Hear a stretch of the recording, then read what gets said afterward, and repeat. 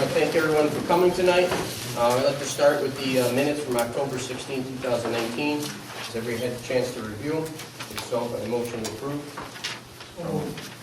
Motion by Rich, second by Dave. Discussion. All in favor? Aye.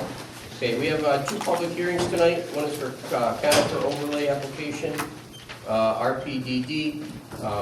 Dirk?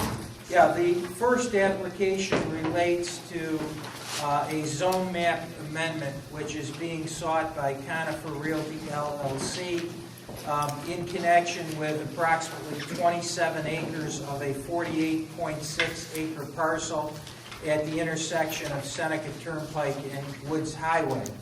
They're proposing that the rezoning be from C1, which is general commercial, to residential plan development. And your board has already received the application and reviewed the application as required. We subsequently referred the matter to the town planning board as is required by statute, and the planning board submitted their written report dated October 15, 2019 with their findings as it relates to the criterion concerning preserving natural habitat and trees, incorporating the existing natural and man-made environment, accomplishing purposes beneficial to the town, as well as any other environmental concerns. Now that it's come back, their recommendation was that it be approved subject to providing additional information as well, because they were concerned about possible traffic issues, and they thought that that should be discussed in further length. If your board, we're going to have a public hearing now. Obviously, the applicant will come forward and address the reasons why they feel that the rezoning should occur. Then we would open it up to comments, public comments, addressing the issues and the concerns that citizens have. And normally there's a period whereby the applicant could rebut some of the concerns. Then it would be up to your board to take action either in approving, disapproving, or deferring. If for some reason you don't feel that you're ready to vote tonight, you don't have to. The other factor is that by law, the applicant needs to, in order to get the rezoning, would require 3 affirmative votes of the 5 people. Paul has abstained in the past, so it would put him in a position where even though there are 3 of you here, he couldn't pass with a majority, 2 of 3. He needs 3 of 3. And Jim Messa is not here. So if Jim Messa were to be here, he still would only need 3. But he'd have 4 people to select from that could possibly vote for it. So I think there are representatives of the applicant here that may want to make a presentation. The other thing is that a lot of times when they make the presentation, that may deal with some of the concerns that the public might have, and they address them up front. So if there's anyone from the applicant.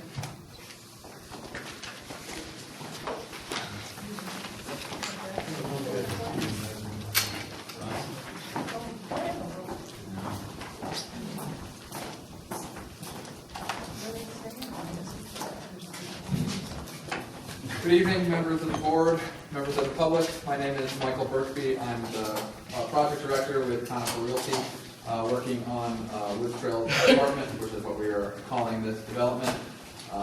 Conifer, with me today is Matt Tomlinson from Marathon Engineering. He's our civil engineer.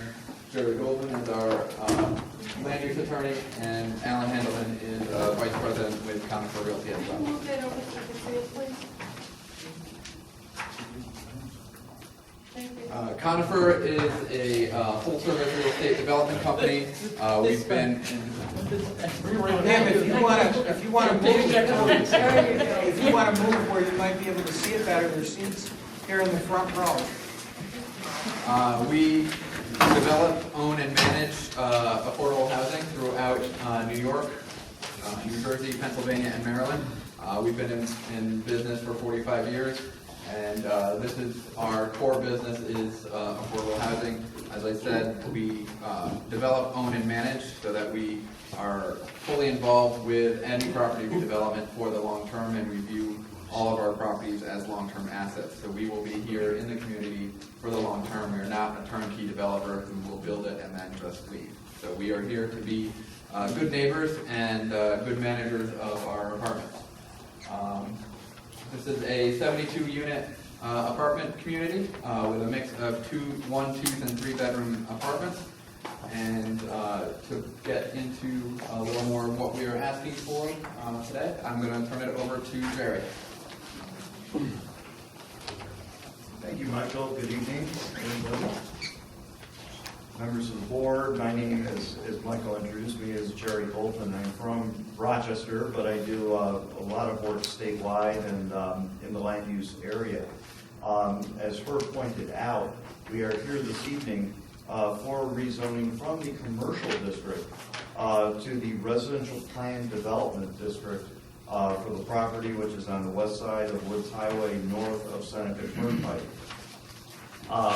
Herb did a nice job in talking about the process.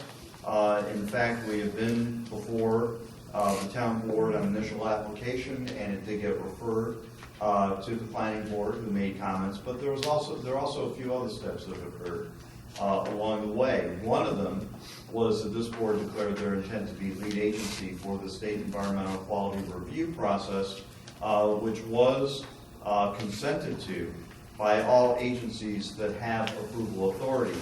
As a part of that, a number of comments were received from those agencies, which we found to be very valuable, and I'm sure the town will find to be valuable. The county planning department recommended approval. They had no further comments. Oneida County Department of Public Works wanted to confirm that we had adequate site distance and there would be no adverse impact on highway drainage or drainage to adjacent properties. Matt is prepared to address that. Our drainage pattern basically has this controlled on site. As you're familiar, there is a western leg of the site which is not slated to be developed. All the development will be in the eastern part, adjacent to Woods Highway. So the residences which are located in this area will be unaffected by the development, certainly in terms of drainage. The New Hartford Police Department did comment, as well as New York State Homes and Community Renewal, the Mohawk Valley Water Authority, the Oneida Herkimer Solid Waste Authority, the Health Department, Parks Department, the Town Fire Department, DEC also commented, the Sewer Department, and the New York State Department of Transportation did comment as well. None of them had any comments that we consider to be issues that cannot be addressed as we go back, assuming that we get rezoning approval with the planning board as far as final site plan approval. And that would be the next step if this board were to approve this application. We'd have to go back for a detailed and final site plan approval with the planning board. The issue that we are here for tonight is for a discussion as to whether this piece of property, which is bounded on the west essentially by residences, is better to be zoned for commercial use or some sort of transitional residential use. And we believe that the transitional residential use would be most appropriate. Matt will walk through the site plan and some of the issues. We've heard about drainage, we've heard about a couple of other issues as well that Matt will focus on. We'll sit down, and as Herb said, we'll listen to the comments from the public, we'll take notes, and we'll come back up and be prepared to address those comments this evening. Thank you. Thanks. As Jerry mentioned, my name is Matt Tomlinson. I'm just going to give a brief overview of the site itself and then turn it back over to Jerry to MC any questions. Yeah, we've had a lot of stormwater issues, and at least at the last several board meetings, and since the October storm, the Halloween storm, a number of residents have come to the board with serious concerns about water issues that they're saying that are new, that they've never had this quantity of water to deal with. So I think some of the residents that are here would be very appreciative if you could address what impact you feel, if any, that your project will have upon the stormwater. Absolutely, sure. So I guess I'll finish up with the stormwater, because I'll just walk through what we're doing, and then I'll spend a little bit of time talking about that. So, as mentioned, 72 units. There's 8 units in each building, so we have a total of 9 apartment buildings with 1 community building. There'll be a playground and associated infrastructure, including all the utilities, lighting, landscaping, trails that we're proposing that we've discussed previously with the board. We remain committed to incorporating that into the development, sidewalks and pedestrian connection. We have shown a single access for the site. There's potential if future development happens to the south. Nobody knows what's going to happen there. That portion's remaining commercial and would be sold in the future to another developer. One of the things that we've spent quite a bit of time with in designing the plan is ensuring that the development area is efficient, friendly to the environment, meaning we're limiting the amount of clearing on this 27.7 acre site. Approximately 12.5 acres is the development area. The remainder is going to remain wooded. We're approximately 400 feet from the nearest residential building on Lincoln, and maintaining significant buffers of the existing vegetation to the exterior of the property. That's going to help with a lot of different things. Noise, light levels, light spill, traffic. We have received some comment relative to traffic. We have worked with GTS Consulting to provide a trip gen letter as well as observations of speeds and calculated vehicle trips that we had provided, I believe, to the planning board, and I believe that came to you folks as well, basically resulting in a net add of approximately 20 vehicles per peak hour in the morning and evening. Those are spread out throughout the hour, and the summary of that was that there would be no impact from a traffic perspective to the existing roadway system. So to speak on stormwater, any project that disturbs over an acre of ground, which we will be doing, is required to prepare what's called a Stormwater Pollution Prevention Plan, or a SWIP, that gets reviewed by the municipality, stormwater, town engineer, as well as the state DEC.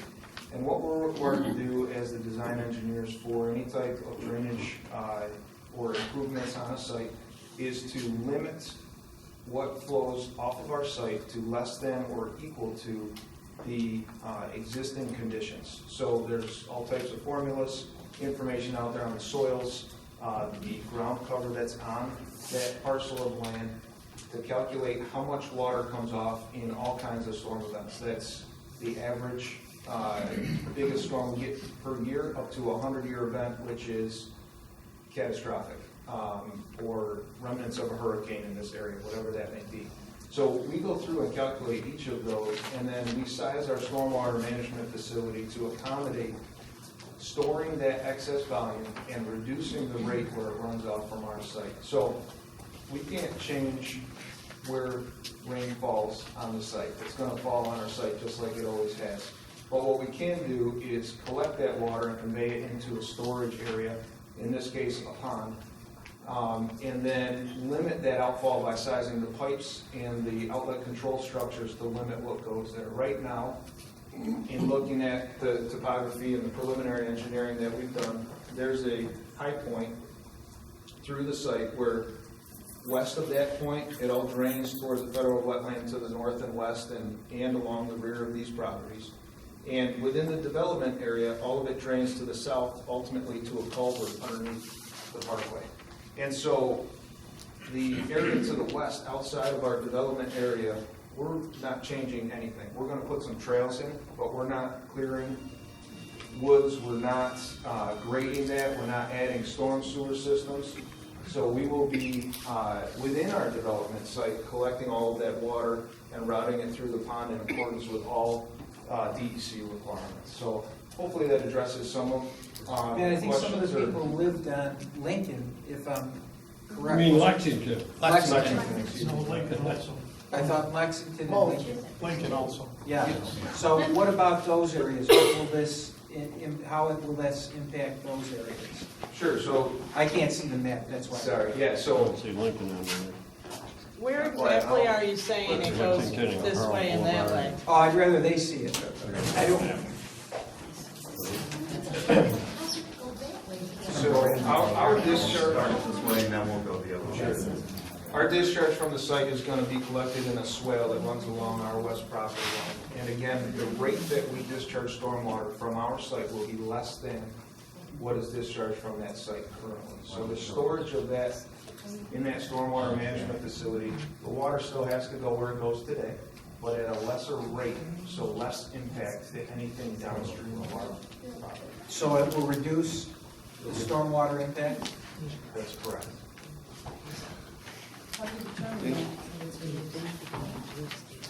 Yeah, how do you determine it makes it, how do you determine it reduces it?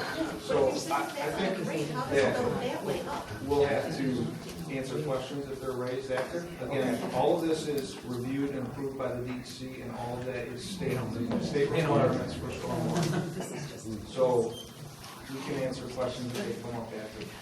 Okay. Board members? You guys all set? We are at this point. What we'll do is we'll take notes, we'll come back up, and we'll be able to address questions. Unless if the board has questions now. why Yes, don't we you're let going to those take care of questions? the runoff off that developed property, That's as I correct. understand it, with the retention area. The westerly portion is not being addressed, except to say there's an existing drainage there as it approaches that high point, as you call it. That drains and will drain as it always has. That's correct. Drainage is not open. My question is, you're now indicating trails in there. How would you describe that land? So it generally slopes from north to south and slightly to the west. Okay. And the growth in there? Underbrush, some mature trees, most of it's regrowth in the last 20 years, I would guess. Is it dry in there? There are, well, depends. Yeah. The low areas, there is evidence on the state wetland mappers or a national wetland inventory further to the west that there is a wetland over there, so. Yes, and again, you say you're not going to disturb it on the one hand, and on the other hand, you're going to put trails in there, and that is a disturbance in itself. Sure. I question, it's wet in there all the time, basically, and that floods, and it floods the streets adjoining there. So, as you change your developed property, you're going to impact that undeveloped property in terms of drainage.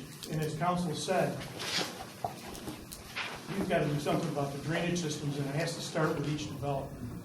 And I'm not convinced that you're addressing the drainage in the property that you're not going to develop, but that you would own, and at some point would be developed.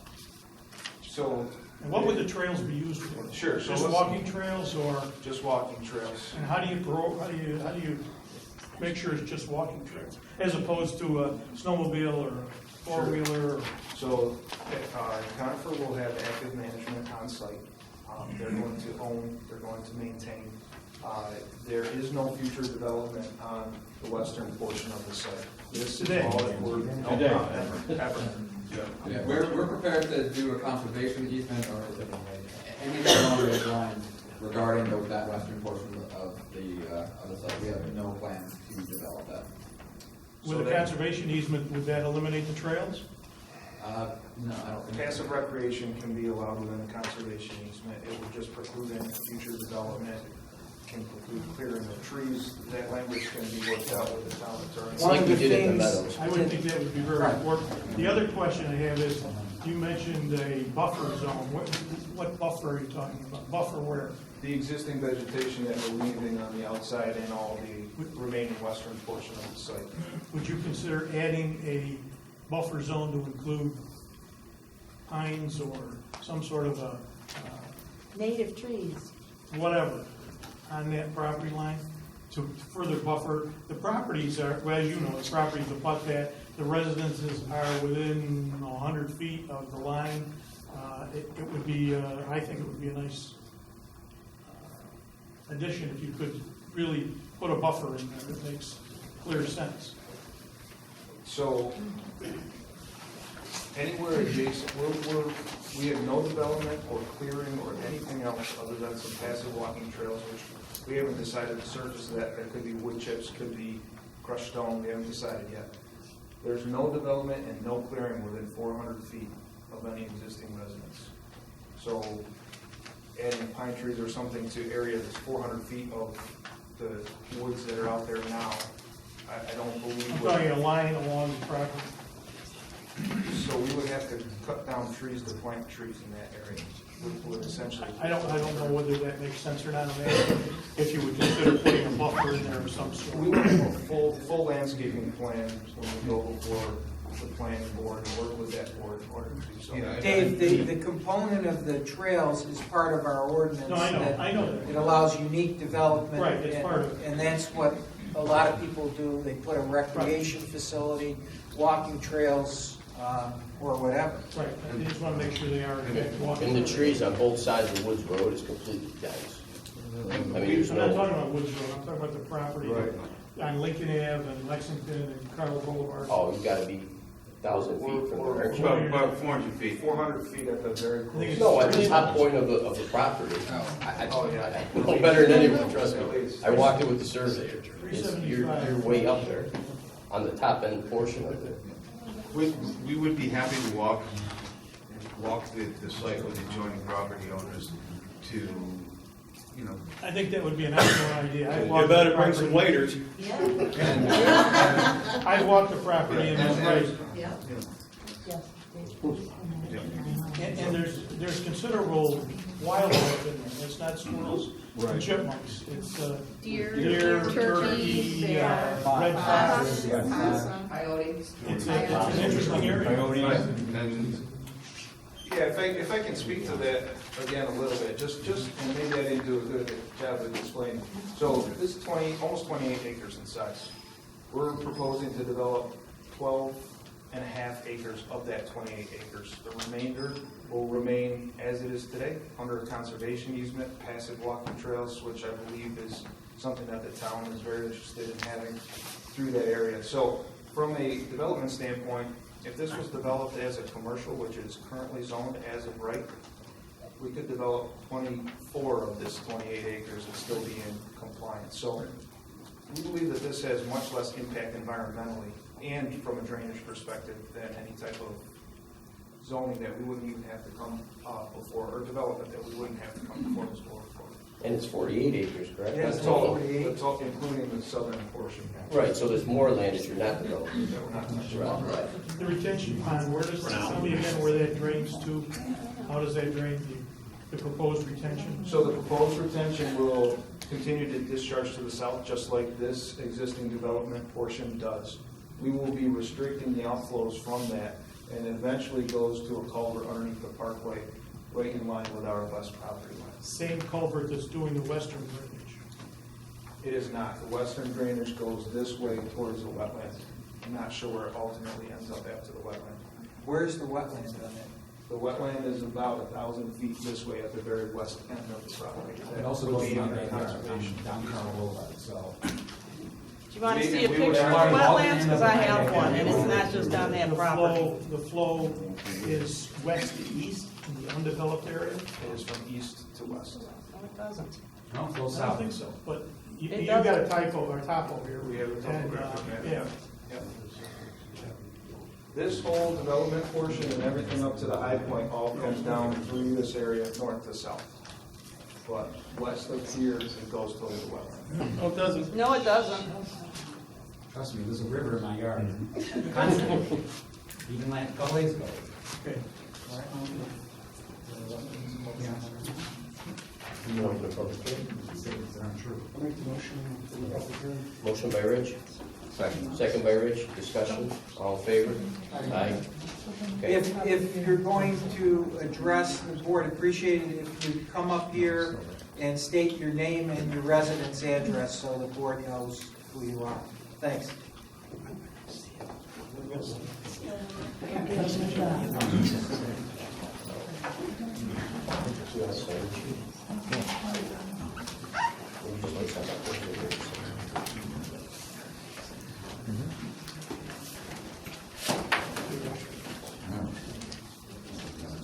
My name is Linda Lair. I live on 13 Carroll Boulevard. I can tell you right now, I live on wetland. I don't have any drainage. My backyard looks like this now. Every time it rains, it floods. Every time the snow falls, it floods. This right here, this retention pond, is 400 feet from here. At this point, I guess that question would be to you. Questions? If you can Okay, address questions. well, and actually, this retention pond, is this open space?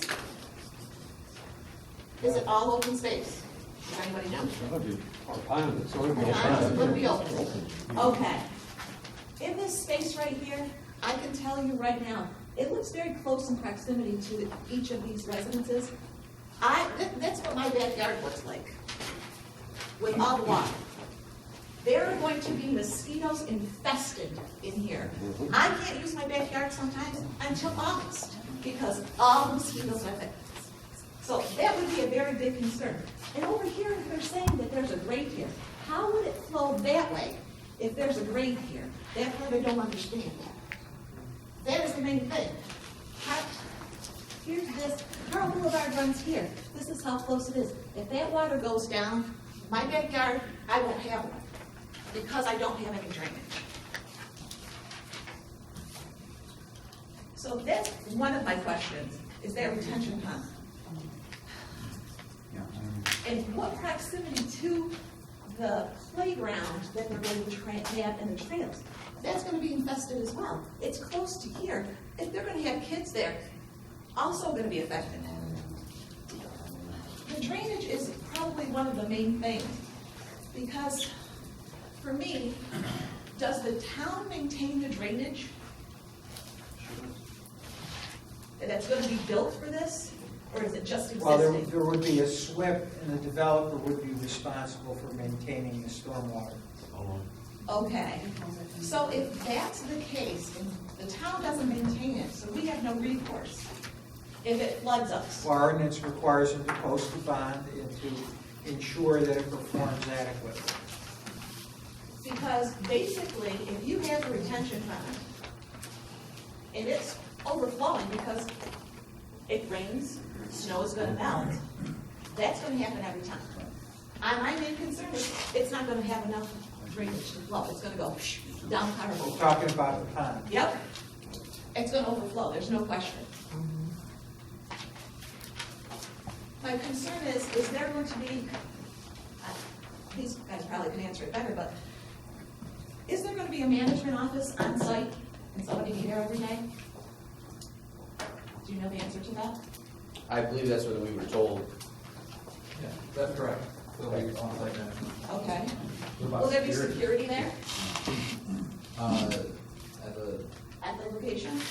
we'll have security cameras. Just cameras, okay.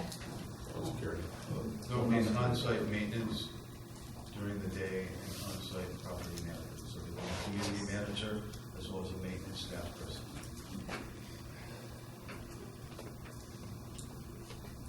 Are we gonna add any police officers to the New Hartford Police Department?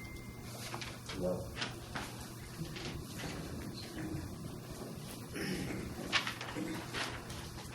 Another concern that I do have is because we're building this, other apartments and locations have had some serious issues. Oldston Apartments, fallen into disrepair. Decay, the interiors make it unsafe. Starville Park Apartments, they've had rodents, drug activity, even you found needles on the property. I don't want that to happen. I chose New Hartford. I chose to pay a higher price for my real estate so that it would retain its property value and the taxes, to pay higher taxes, just for that reason. Safety is an issue for me. I don't want that to happen here in New Hartford. We all deserve to feel safe. I don't want to have to take safety into my own hands. If someone tries to breach my property or my house, that makes me feel unsafe. The fact that there's not security, that makes me feel even worse. I have done everything in my power. We've all chosen New Hartford for a reason, whether it was for the school's location or safety. We want to be in a place that is safe, that has everything we need. I don't want my backyard. I'll let you look. I don't want this to happen because it will breach my house. It is half my backyard. It's gotten worse as the years have progressed. I'm afraid that's even going to make it worse now. So I hope that each of you take that into consideration and vote no. I am vehemently opposed to having this changed from commercial to residential. I think the impact would be too great for every resident on every one of the streets. Thank you. Thank you.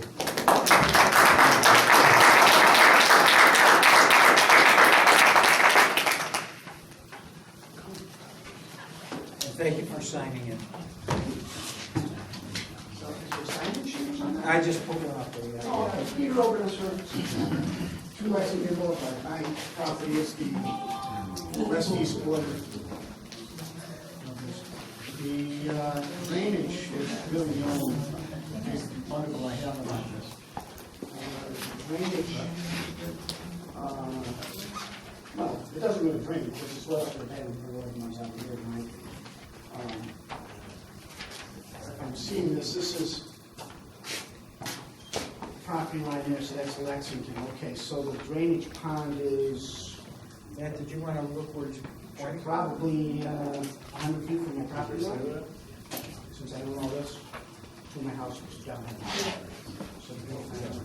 So the drainage that you're talking about is that existing old irrigation ditch that exists? Is that the drainage that you're quoting now? That goes down to Route 5? If you can address them to the board, and then I can. Okay. Normally what I don't know what happens we're at a talking- public hearing is you make comments to the Okay. board. It's usually not a question and answer. Oh, okay. You express All right. your opinions and your concerns, and then the applicant can get There's up. an old irrigation ditch, which was, when farms was there. Obviously, it's quite overgrown now. The barbed wire fence is still there. The people that, you did survey supposedly up there, so you would have saw the barbed wire fence. Yeah, yep. So- And some of it was tagged during the survey. The existing old irrigation ditch, which goes all the way down to Route 5, which I own half of, basically, right now, is my understanding, is the only drainage. It really doesn't drain it because it's still wet. When you're talking about this retaining pond that you put in, unless it's going to be raised and pump water into it, it's always going to be wet by the time you dig. And you need to run water, and you've got a sump that's there for town. So, and if you're walking right now, which I did walk yesterday, through the bladder, I want to make sure, close to the beach, get along up. I say my property is basically starting about here and going down. I believe this is the road, I'm seeing it right. So it would be the paper road, the same thing, correct? My property ends here. So as I walk across here, and up, well, up here, this is almost always standing water. Ditch that goes along this, my back property, which is the property line of the business park. That's the old drainage ditch. That does not drain this. This stays wet. This is lower here, and the drainage ditch is here. By the time you get down about here, it's low again. And then I know the town is not maintaining that ditch at this point in time because I maintain it. And quite honestly, if it wasn't for me maintaining it, it would love it. So that's really the only thing my house is not all that close to it. I own the property site, and my house is not close to it. But it's wet up in there. And like I said, putting it, unless you're going to raise that or bring in a lot of fill and make that pond higher and then pump water into it, I don't see that's getting rid of any water or runoff. From a topographic standpoint, is there more than about a 50-foot drop between here and Route 5? Do we know that? I don't know if it's a 50-foot drop. Okay. I'd agree with Pete. It's a drop, I don't know how many feet, but. I mean, most of everybody that lives up there knows that Yeah. our backyards are wet, until June. This year it was wet. Wet until July. I know, there's parts of my neighborhood that probably didn't mow until mid-July. So if the water's truly gonna stay there, maybe it's not a problem, but I just don't see that happening. It's low there already to dig a pond where it's gonna be full by the time you're done digging it, or if you're getting water in the minute. Because that's what that is it's already standing waters, right? Roughly in here is all standing water. And it is all summer, as far as I'm concerned. I've maybe in dry summer. What summer is still that? All right, that's kind of it. I did have one question. I didn't know if it was gonna be fenced at all. I don't think it's part of the plan. Well, they'll address that when they speak. All right.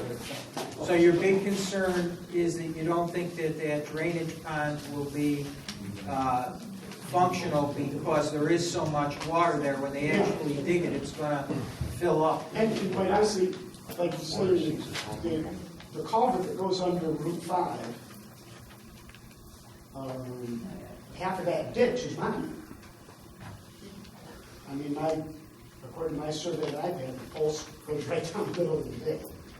So, I shouldn't be responsible for doing other people's water. Thank you. Okay.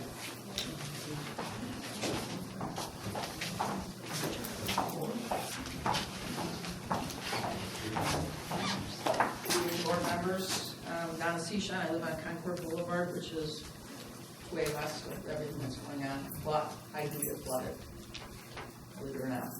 My question is, where is the sewage going to be running when they pump it? Does it go to a holding station, a pump station? Do you have an answer to that?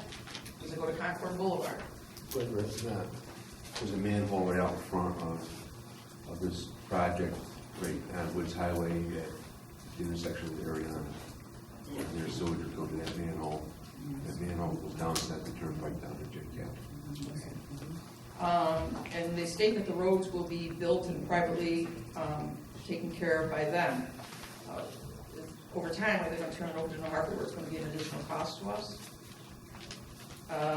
Is there going to be an environmental impact study before the construction begins? And if there is one, do you have it provided to us? In reviewing conifers, if you Google it, they have poor reviews. What's going to make this project different than others?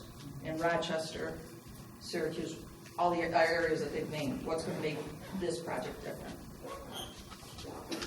And they say they're going to have lighting on the walkway and trails. This is something that's going to be lit all night long, so it's going to, shine in on these people that are only a couple 100 feet, 400 feet. And when they do violations, what happens when they violate these things that they say they won't do? Or they're going to maintain this, and they're going to maintain, what happens if they violate any of these? Those are my questions. Thank you. Thank you.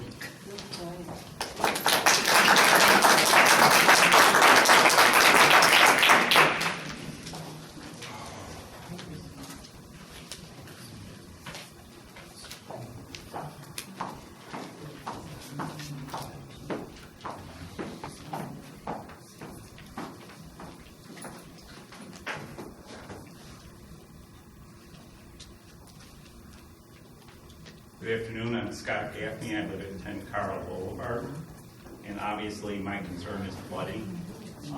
In general, I don't think overall we've had mastered water runoff as with clearing wetlands. And obviously, recently we've seen that all over the place. I'm also concerned with apartment buildings. Is this the type of residential we want in our community? If you look at Cardinal Estates, Swiss Garden Apartments, Hillside Gardens, here are managed apartment buildings, and some of them aren't really good quality. The type of residents we're bringing in here with these rental units, the letter stated that we have 40 approximately 40 school-age children moving into this development. New Hartford has an image, and obviously people come to our school for the quality of the school. And if we're bringing in mid to lower income people, is this the type of people we want to come in and have these problems? And, you know, we live in a rough world nowadays. And so we need to be concerned with the type of people we're drawing to our community. So, you know, that's one consideration. The people behind us obviously don't live in New Hartford. They're going to come in here and build. They're going to hire a manager that's going to be on site. This manager is, what's his income base going to be? Is he going to be a professional? Is he going to make $100 grand a year? Or is he going to make 20 grand a year? And so what is his commitment to the type of people he's renting to? And what type of people are we going to bring to our community? So safety is a big issue in our schools, in our communities, in our neighborhoods. And so that's a big concern.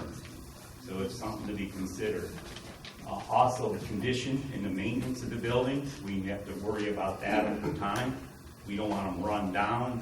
I've been to a couple of compartment buildings that I've mentioned, and you know, they've got storm doors that are falling off the building, and it's just not well maintained. So that's a concern of mine. You know, I don't want that type of building in my backyard, because how is that going to affect my property value? Thank you very much. Thank you, sir.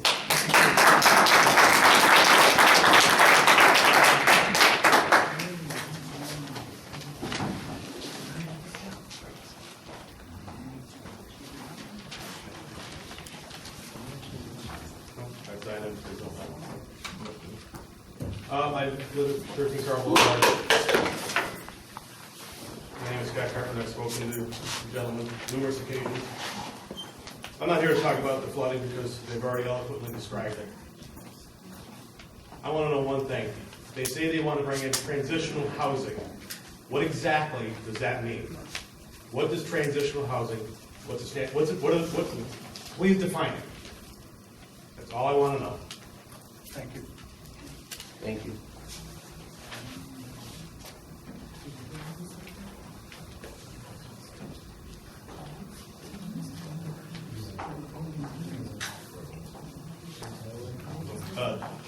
Just as an adder, I know what transitional housing means.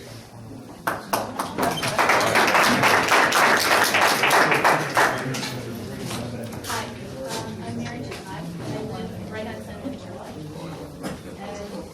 And there is, I didn't realize everybody has this water problem like I have, but it's on the bottom. So if you walk, and I've spent a lot of time over my lifetime walking back there into the field, and it's really at a higher elevation. And it was surprised me. I'd look out and my house would be down there. So my grandfather built this house in the 1940s. And he used to dig a ditch all across the property, so it would catch some of the water. I don't know how to do that. So I think it's gotten worse over the years, and I don't know why. I know up into the 70s, that land was still farmed. You can even see where the roads were. It's grown in a little bit, but I don't understand why it's so wet. You're all welcome to come to my backyard. The trees are like this. I've lost a lot of trees. And I, too, don't mow my backyard until it has nothing to do with this. It's more of a town problem, and the town's never addressed it. I've asked years ago. Our taxes went up to address drainage problem in a different part of the town. So I called them like, well, what about us? Nothing. So I was actually hoping, well, maybe if they put something back here, it'll help. But don't think, you don't think it will? I don't know. No. I want to delicately say this, and this is really my only concern. You can rent an apartment. I don't know if I'm going to get in trouble for saying this. Kennedy Plaza, you can rent an apartment for $650. It's interesting. That $500 a month, I heard, like that, there's some good apartments. It just seems very low to me.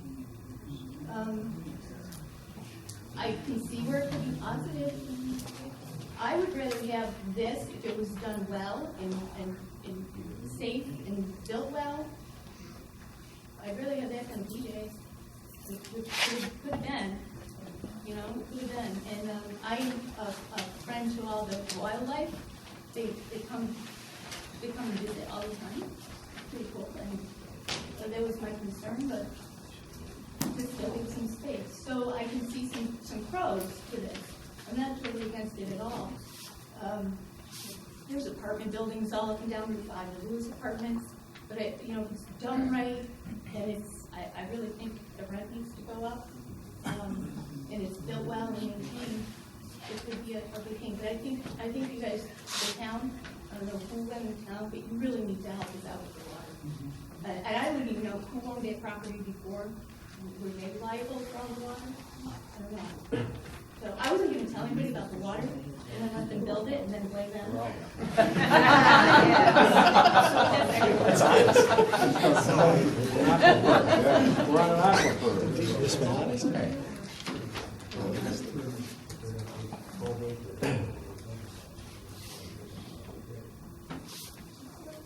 Thank you.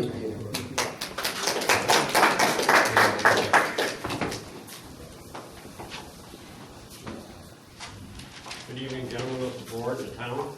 My name is Ron Merrick. I live on 11 Concord Boulevard in Clinton. Actually, it's from Hartford. I pay Hartford taxes, but mailing address is Clinton. My biggest concern now, are these buildings 2 stories or 3 stories high? As far as those people that live close by and they want to mow their lawns, that vegetation isn't that high, so you want to be in the summertime or in the wintertime, and all you see out your back window is the tops of these apartment houses. I wanted to also find out, I built my house in 1971. I bought the lot in 70. First thing I did, I talked with my neighbors. And they're all on salt pumps, so there's the water, okay? So I had a perk test done.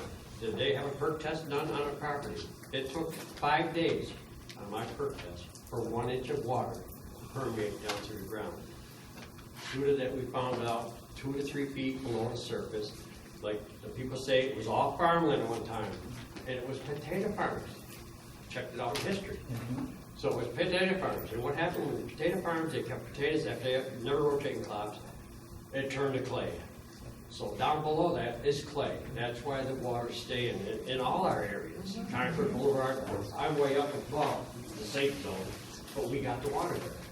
So when I built my house, I didn't put a cellar in it. I built the raised ranch, I put it on a slab. I'm 12 inches above road level, and my backyard is still flooded every spring. And there's water in there because of the clay, that it's not going to go down until August. That's my concern was to do that. And I don't say they're going to put trails in there. Why put the trails in there? If that's going to be left to wildlife, leave it to wildlife. We have a beautiful rail trail that people from miles around come and walk that trail, and that's maintained by the village and town of New Hartford. They maintain this rail trail. What is it, 5 miles? Comes all the way from New York Mills all the way up through and all the way to almost the 40 and 8, way up there. So I'm just saying, I don't see where we have to disturb any more wildlife. And people say there's deer, foxes, and everything's beautiful. And as Councilman Reynolds just mentioned before about a buffer. Well, okay, but then people close by, I know what he meant by it, put something up there so it does, if it's noise, there's going to be a lot more noise with apartment complexes. There's going to be more noise than we're going to hear. And if you say 40 kids, I know what 10 kids on my street sound like when school is out. But I think the buffer zone, like he says, trees, yes, trees, pine trees especially, because they grow year-round. They'll be sucking the water out of the ground year-round. And it's for sound as well as aesthetic. Now, they say there's going to be 4 apartments in each. What is the total square foot of these apartments? Square footage of them. And as I take it, now they're going to be rentals. I always thought when I first read this, okay, what is this? Are they going to be rental properties where, okay, I break my lease, somebody else moves in, and blah, blah, blah, or are these like a condo, purchase it? And then if you want to move, you have to sell it. As I look through the map too, it's quite a ways, this chunk is quite a ways from my street, but there is close people here. And that is a wetlands all down through there, and that's wet all summer long, all summer long. The geese live in my neighbor's backyard. They lay eggs and they hatch them there and they fly south around my rooftop every fall, flying south. And they're there next spring in their backyard because the water's beautiful and they're protected. So I'm just saying, my biggest concern is the water, because we've had that water. We've had,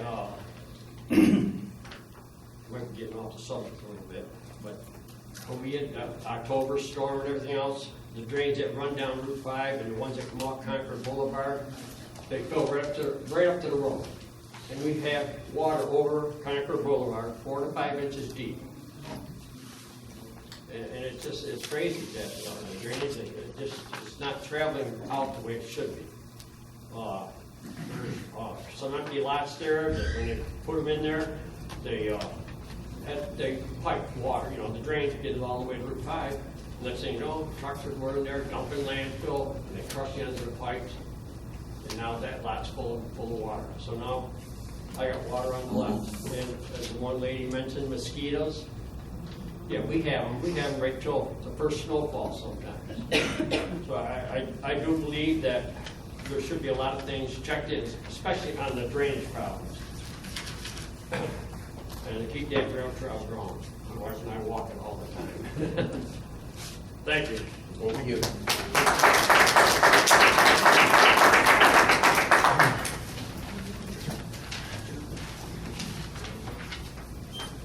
Piece of paper.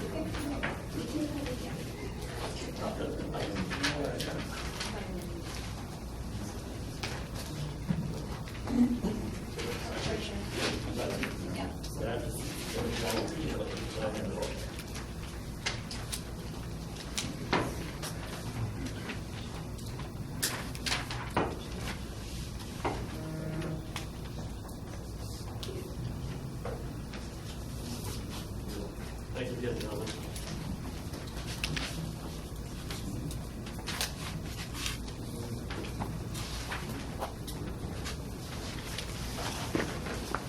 Hi, my name's Kathy Main. I'm at 823 Second Turnpike. And concern we have is water. How much of a buffer? I'm looking at the, they're saying they're not going to develop the southern portion. Is that right now? Never? Because it's everybody else has said water. When it rains, it doesn't even have to be a terrible rain like we had on Halloween. Our driveway will be a river. And the only reason why it's not coming to the house is because over the almost 20 years we've lived at the house, we've worked at changing the grading around our house so we don't get water in our basement. We don't want to get water in our basement because of this development. Now they say adequate drainage, adequate this and adequate that. Well, we have the formula for this and the formula for that. That doesn't account for the annual, it seems in the past 3-4 years, torrential rains like we had in October, Halloween. Do they really account for that in their formulas? Are we going to get the recourse to go back on them if their drainage system doesn't work? If this goes forward, it should be more than adequate. They should be required, with everything that's going on, to overbuild drainage. With the existing issues, the clay soil that's all around. I get standing water in my yard in the front corners because it's clay. Clay, and water doesn't go into clay like it does with the regular soil. It sits, and it sits. They need to be more than adequate if this is to go forward. And concern of noise, safety, all those things I think are valid. We have a quiet, for the most part, residential area. Are they going to sufficiently screen tenants for adequate income and references? Those are all things that you would think they would want to do to be good neighbors, as they said, to make sure that they're keeping the neighborhood safe. But again, the biggest issue I would think is the water. You know, it's clay, and they're disturbing 12 or 13 acres. But that's a lot to disturb. And one pond, they got, I think they have to do more. They're just a pond and one little stream down their property on Route 5. The road will flood around the, you know, the drainage. That's not good. But that's, the drainage needs to be addressed. And it's not just for the people on the side streets, but the Seneca Turnpike, which, like I said, it's rivers down my driveway, ice, you know, as it freezes in the winter, the mosquitoes are awful, but that's what I think of things that have to seriously be considered before having us move forward. Thank you.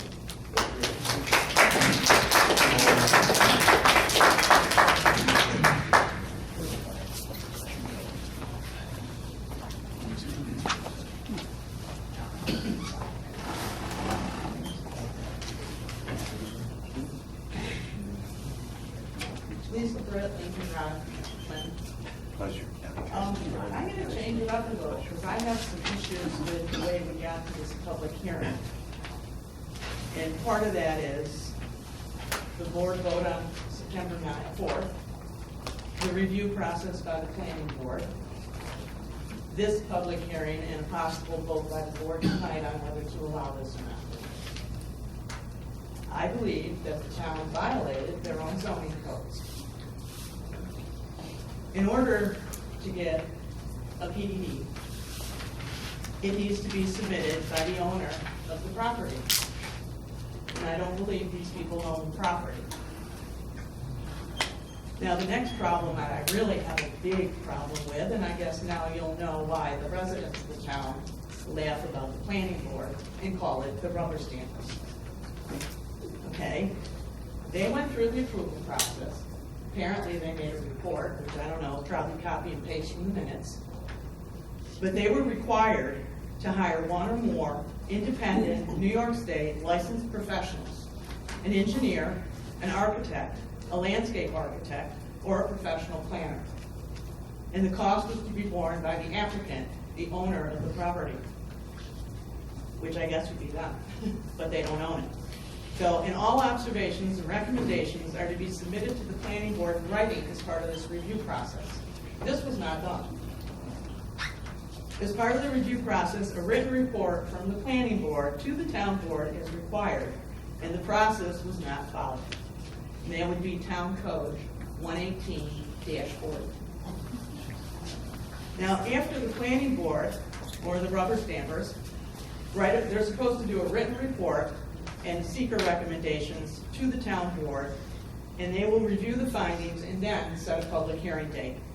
There has been no report, unless you copy and pasted minutes, from the planning board to the town board. So this whole process has been done illegally. I told you I smelled something, Dave, when I talked to you and we did our walkabout. And I still smell something. But now I'm sitting kind of thinking there's a rat in the room.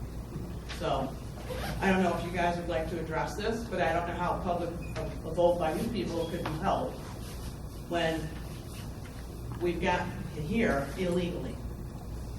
And I'm gonna call it illegally, I don't know, codes violations. So, you guys can think about that.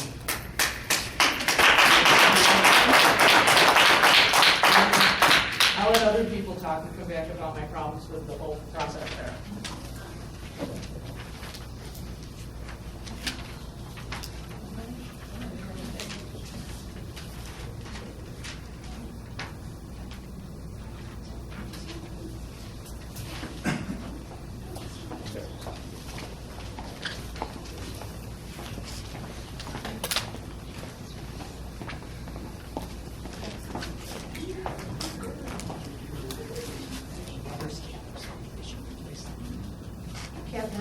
Lincoln Drive.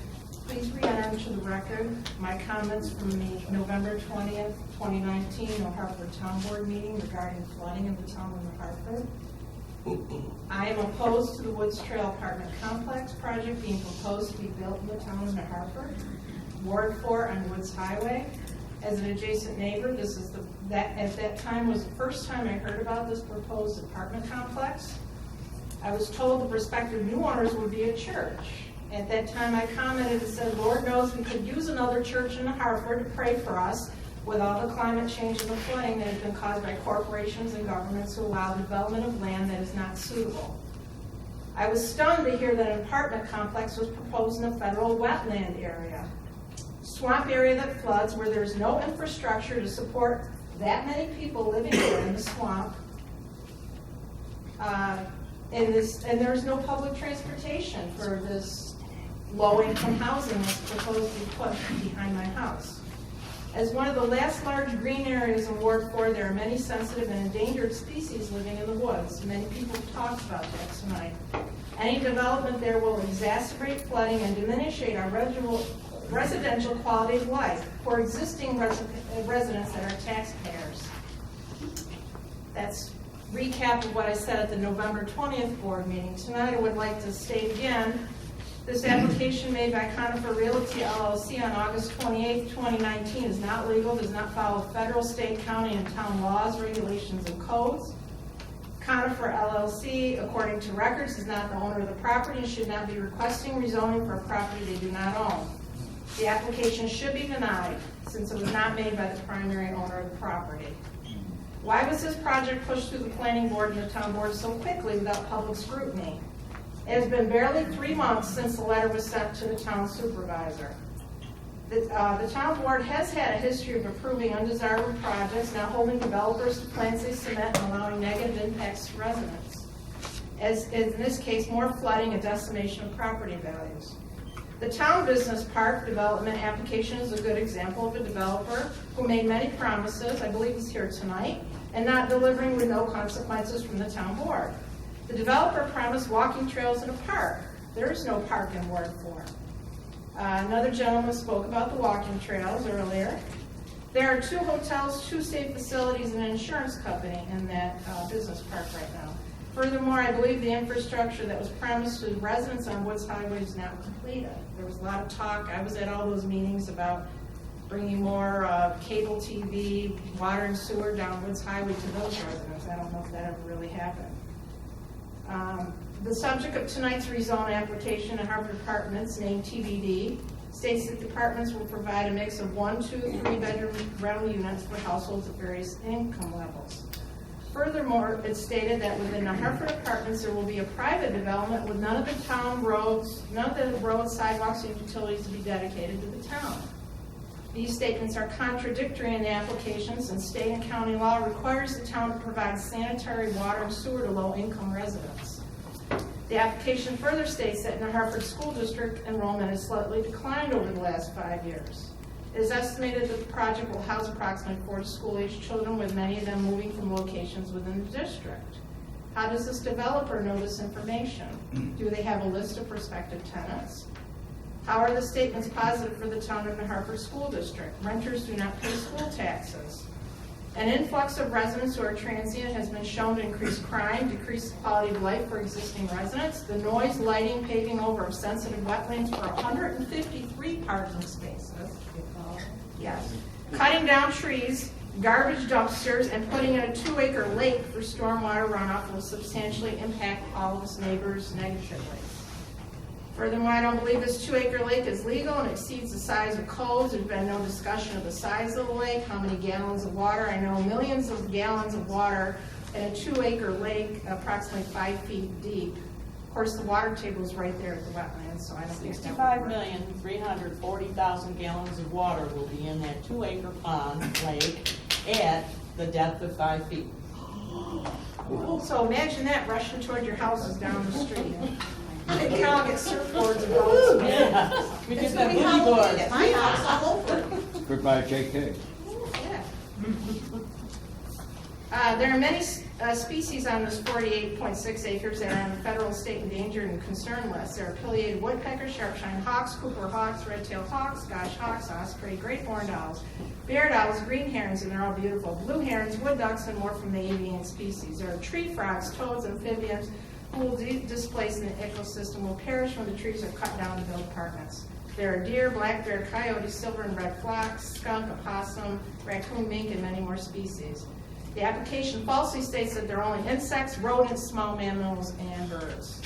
From the Hartford Planning Board minutes on October 15, 2019, that 20 acres would remain commercial along Seneca Turnpike, but would not remain under conifer. What does this statement mean when there has been no legal subdivision of the 48.6 acres and they do not own any of the property? Who would own the 20 acres stated in the application? Town Code Zoning 11840 states that a licensed engineer should review these plans and make recommendations, document concerns, etc. I don't believe that was done in violation of town law. It took about 30 minutes for the planning board to decide this development was okay. And furthermore, I would be interested in purchasing the property to save.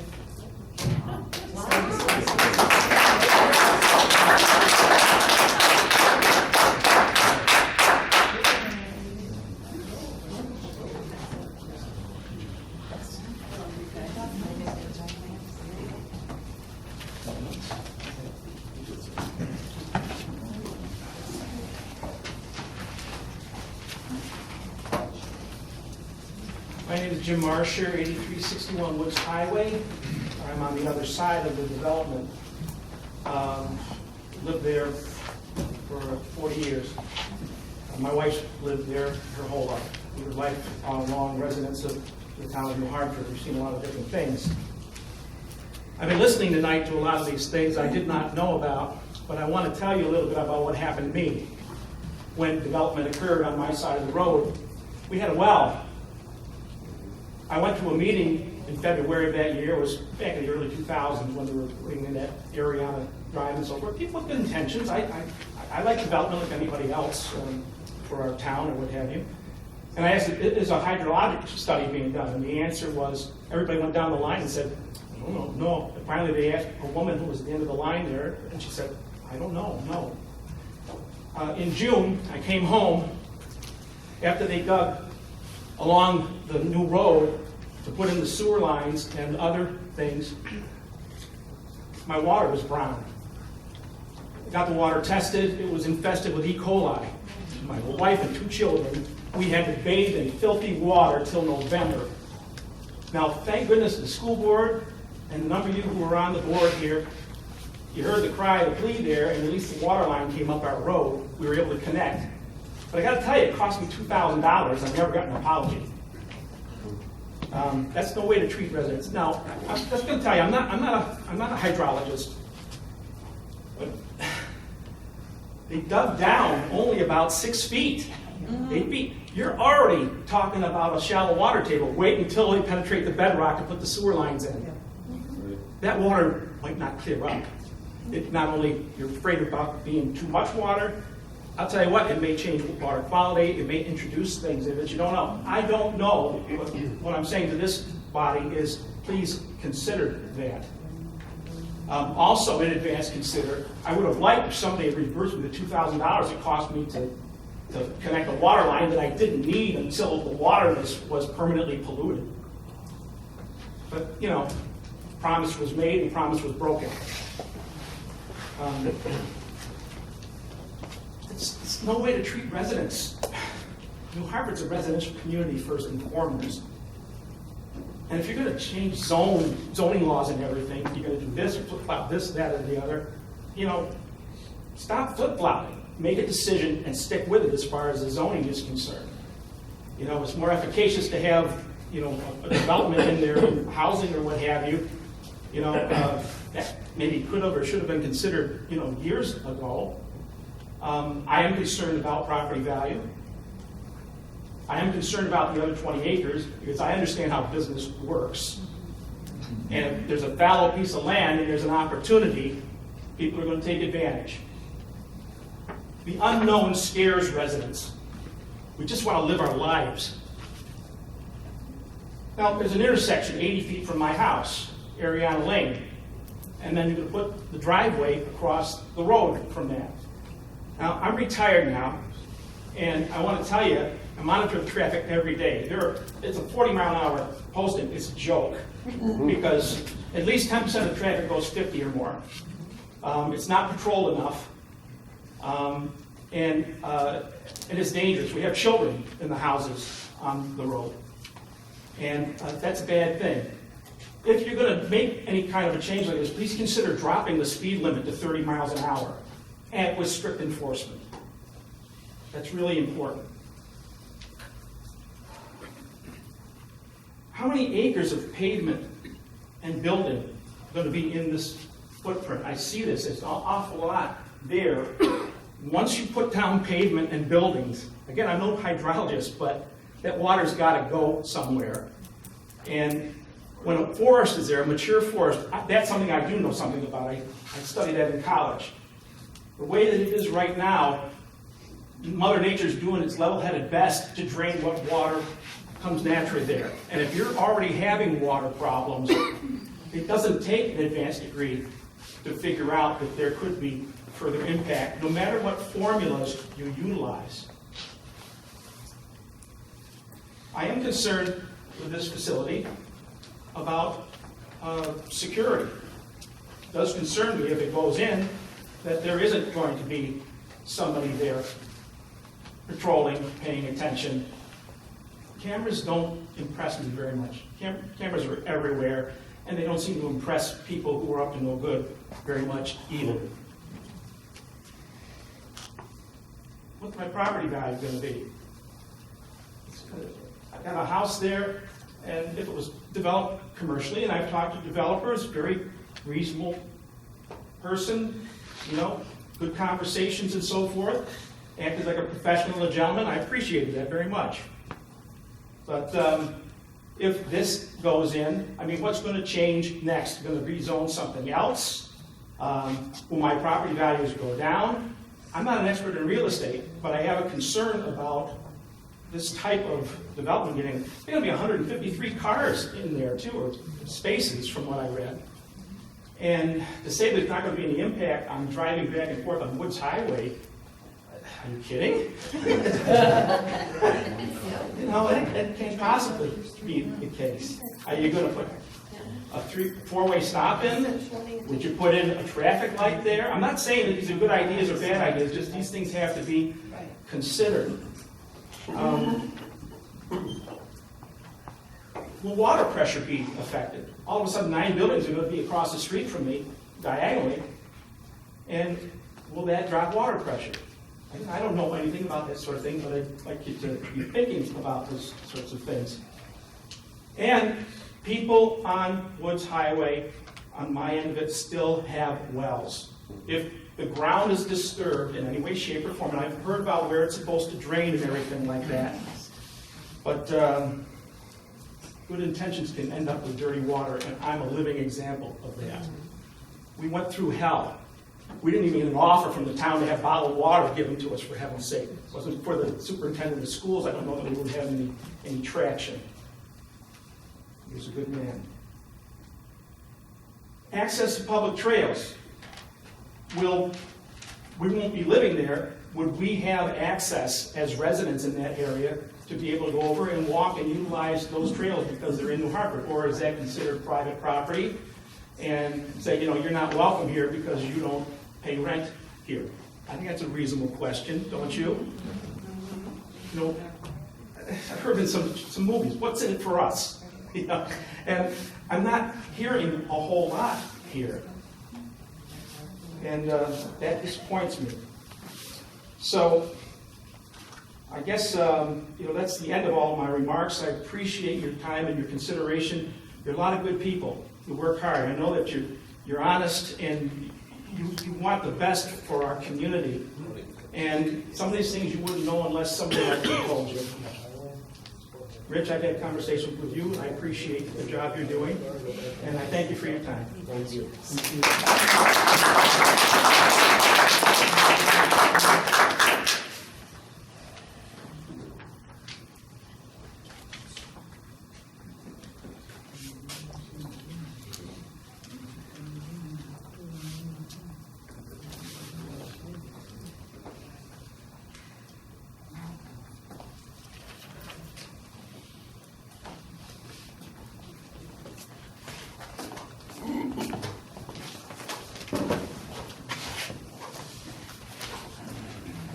Good evening. My name's Bill Snyder. I don't really have a stake in this game because I don't live anywhere near this, but I have been a victim of the floods that we just had this past fall.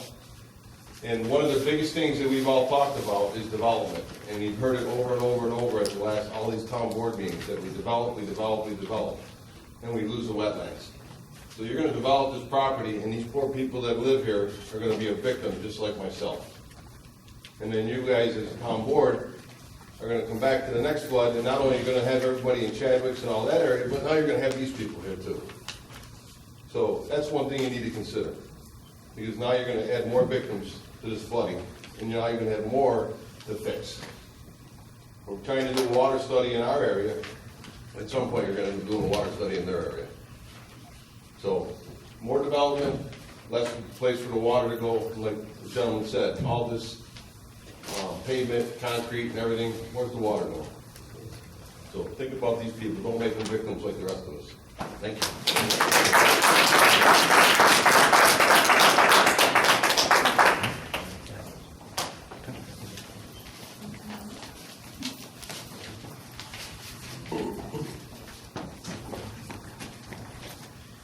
Hello, my name is Lori Wojciechowski. I live at 17 Carroll Boulevard. My biggest concern is the police and fire department. I myself have had to call the police department and the fire department for personal reasons. It's taken 12 to 15 minutes for them to arrive.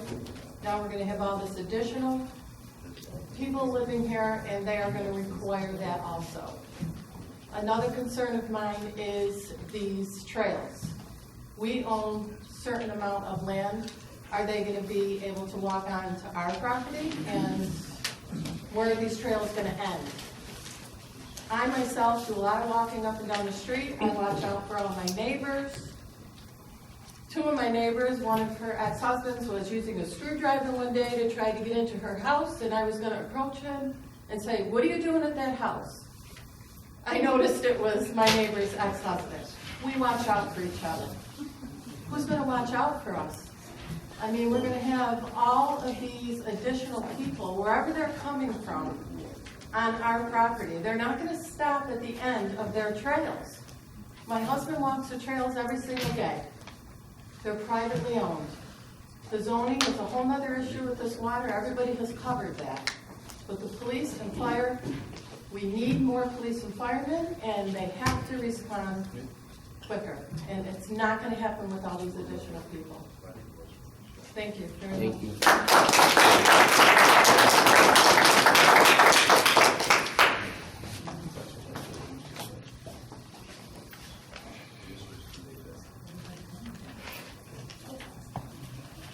Anyone else that would like to speak in a minute? Well, I'll go for round two. We're gonna have an illegal public hearing, I might as well go around twice. Okay. Oh, here's a picture for you guys of the wetlands in this area. We're actually the only, pretty much I think, we have most of the wetlands in the town of New Hartford over here. And if Mr. Adler didn't buy the swamp, it's not buildable. That's the end of the property that goes up here. And the pond here, and there's the wetlands. So that was the big thing. Anyway, the stormwater, so if they're not gonna keep the 20 acres when they buy it, how are they gonna maintain their stormwater system that drains the center circle? Will there be an easement? Or is the 20 acres gonna join up with a 2-acre lake and go into it? No, anyways. And they're planning for the traditional 100-year flood. I just came to that climate change, climate smart committee thing where they said we really should be planning on like the 500-year flood. So we already flood, so we probably ought to go another 500 years up to 1,000. So anyways, so the stormwater management plan that's described in their application pretty much doesn't really comply with the chapter 67.1 of the town code. So there's other things here, but they can't affect my property, which their application says in it, if I can find it. Here, check mark by it. Oh, and by the way, there's a wetlands overlay district over by, I think behind Applewood, that those wetlands that I just showed you the map of go to. I couldn't get it to print really big, but it's this blue here. Yeah. Okay, I'm getting there. I'm in the application. This, I love. It wasn't fully filled out. And I find that,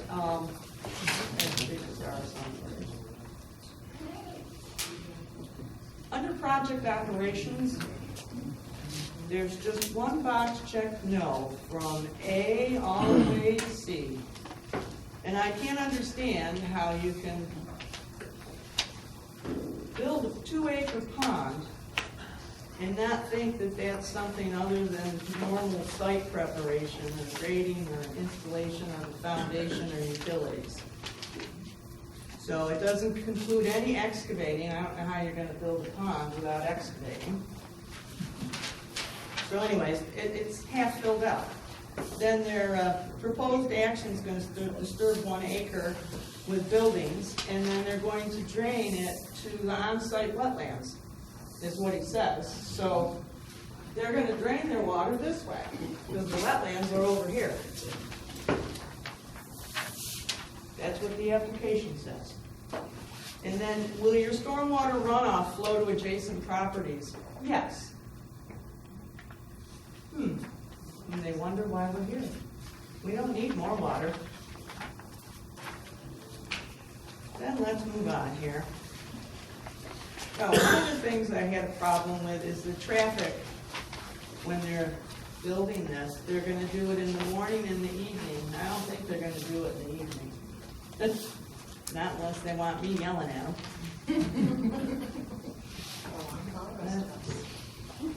Then we're off to, I put too many stars on here. Now, they said here, and I'm going to, I don't know this for a fact, that they're within 2,000 feet of a New York State DEC environmental site remediation.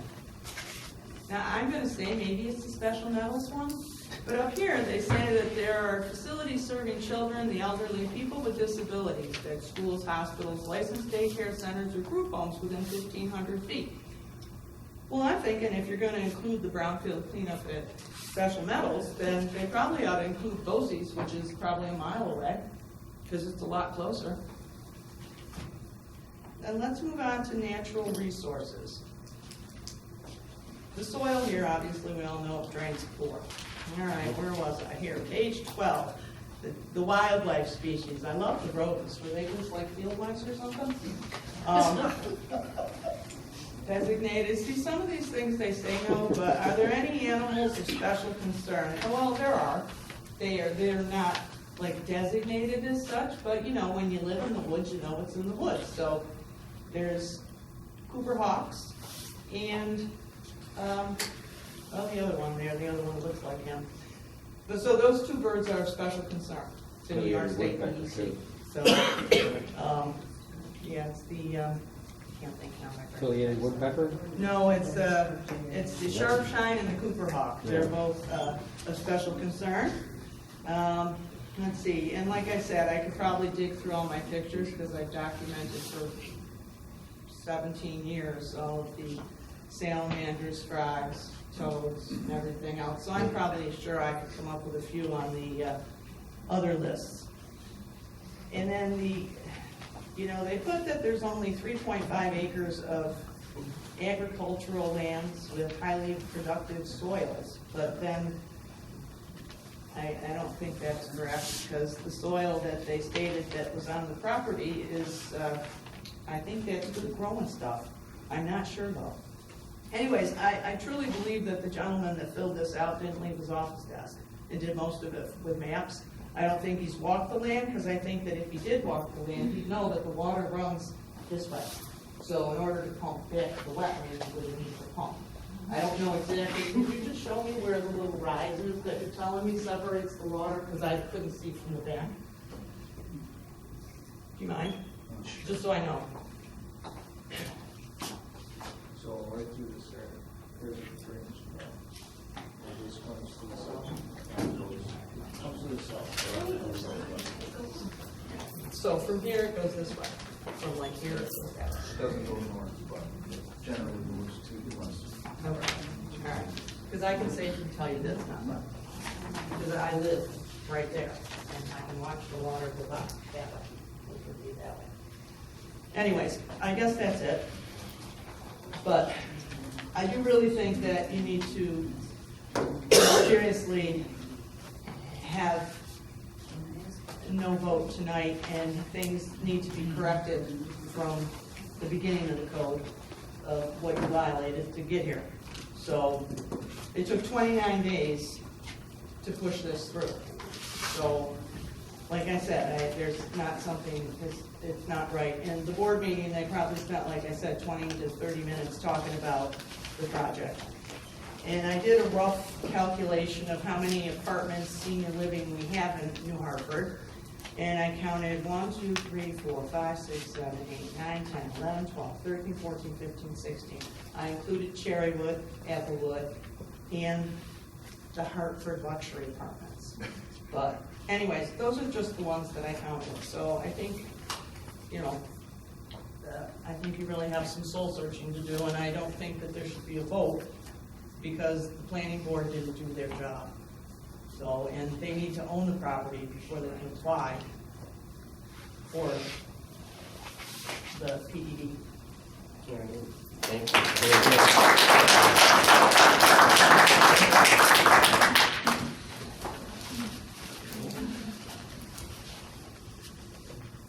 Motion to close the public hearing? Or are you going to allow the applicant to rebut and answer any of the questions? I thought they were coming back to do that. Yeah, that's what. Oh, coming back right now? Well, still. Okay, go ahead. Well, and if I could, first of all, I was at the planning board meeting where this application was reviewed. I know that Heather, as well as all of the members of the planning board, took this very seriously, took a very close look at it. I take offense to someone asserting that there was, quote, a rubber stamp or a cut and paste, whatever that means. Brian Madigan was our engineer. It is very common for an owner of a property to give written authorization to a developer to go forward on their behalf as the applicant. We do that all the time. So I just wanted the board to be aware of those issues. I hope in response somebody talks about the clay, because that, to me, and I'm not a voting member, but I mean, that obviously there's huge water issues, there's standing water. The thought that there's clay under it and you're going to dig a pond that's going to immediately fill up and just hold the water, I thought was a serious concern. Sorry, go ahead. No, not a problem, not a problem. Thank you very much. We do appreciate the public and their participation in the comments. We all understand that there is a pre-existing drainage situation that we're dealing with here. And our efforts are to do what we can, certainly not to make it any worse, but perhaps to make it better, in conjunction with what state and local regulations require. At the end of the day, the drainage is fully developed by the engineer, and they'll talk about that a little bit more, but also reviewed, as the attorney pointed out, by the town engineer. And all that has to occur. I'll go through some of the comments of the drainage and leave that for Matt at the end. There will be a management office on site. They will provide security as necessary. Conifer has been doing this for a long time. They do understand the dynamics of needing to screen tenants, needing to control tenancy, and everything else on their sites. With regard to police and fire, we did in fact get comments back from both the police department and the fire department. Police department indicated that project will have a marginal impact on the ability to deliver police services. The fire department said additional development may have a cumulative impact, but this project will not result in a major increase in calls. Can't speak to other apartment projects and what's going on. I do know this developer. A lot of concerns about drainage, a lot of discussion about that. There was some discussion with regard to sewer, and something that we did review with the county and the town. And we did resolve the fact in the method of sewage removal. Dedication of roads is not necessary. It's a burden for the town if they were to be dedicated. No plans to do it. They will not be designed to be dedicated, so they will not be. The environmental assessment form was provided, and something for you to take a look at before making a final decision. Lighting is also something that we're familiar with, and lighting will be controlled on the site. Violations, if there are any, would be an enforcement issue, but we don't anticipate that we are going to see that. With regard to safety issues and the like, we did talk about the police and fire. We talked about our own management that would be going on with regard to it. When I mentioned transitional zoning, I didn't say transitional housing. Transitional zoning is generally going from single family to multiple family before you get to commercial. And that is what we are talking about doing, is creating that kind of buffer between the various types. One of the speakers said they want to make sure it was done right. Obviously, that is our intention as well. The height of the buildings are 2 stories. We have a plan here which shows what our typical building would look like on the site. Trails are proposed to be private because we need to maintain that degree of control over those areas. If there were to be a desire for town participation, we'd have to deal with how we cover insurance and things like that. With regard to wetlands, we are not developing in a wetland.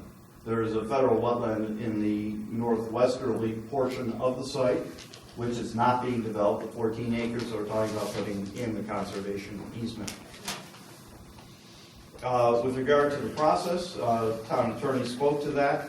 The town code is very explicit on how we go about dealing with the process, and Ms. Britt talked about the approval process in 11840, and we did follow each of those steps.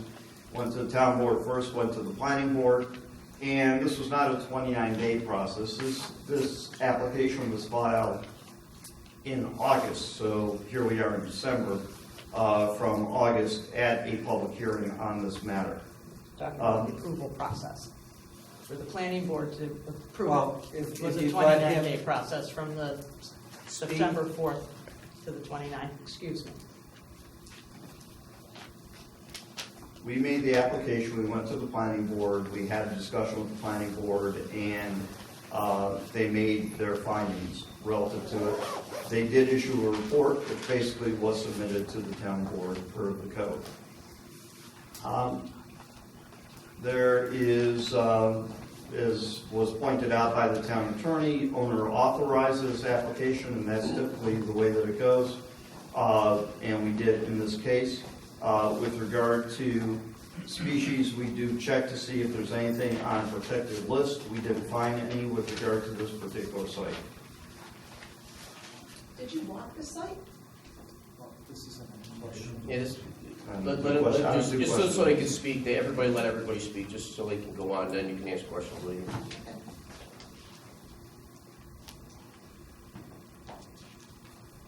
I'm trying to go through some of the questions that are here. The impervious area, the area which is being developed again, is contained, the drainage is studied relative to what the impact would be. Again, anything we can do, we will be taking a look at it to control the drainage that comes from this particular site and this particular property. I think pretty much what we have are questions that deal primarily with drainage. I should point out, as far as traffic is concerned, we did get comments from New York State DOT, who said that they didn't have an issue. Public Works, I believe, also took a look at traffic, but based on the traffic numbers on Woods Highway, we're maintaining levels of service on the particular site. With that, what I'll do is turn it over to Matt to talk about drainage, and we'll come back and answer anything else.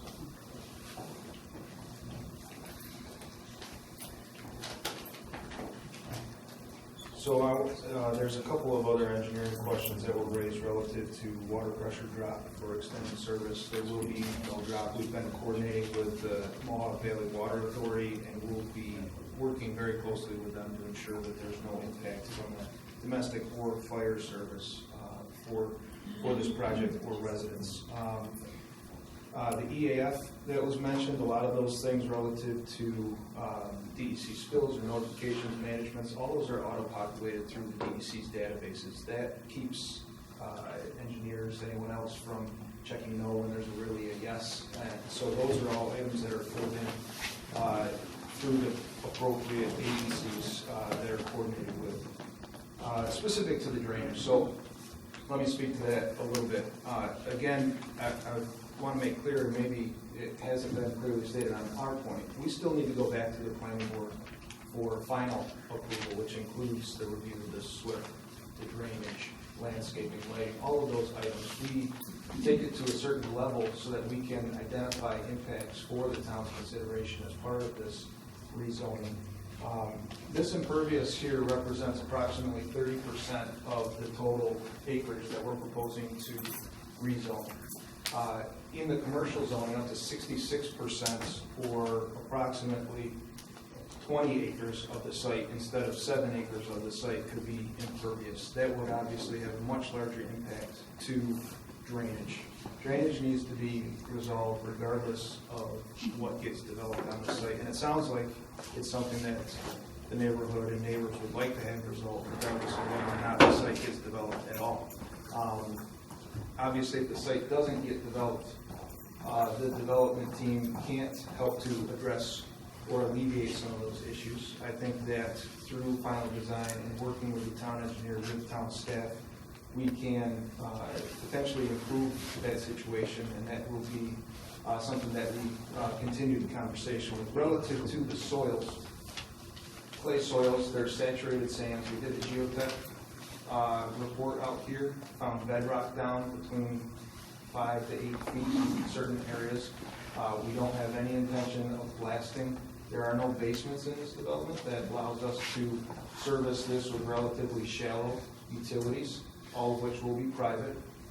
As mentioned, where this stormwater management facility is where water sits and water drains naturally. We will not be pumping any stormwater.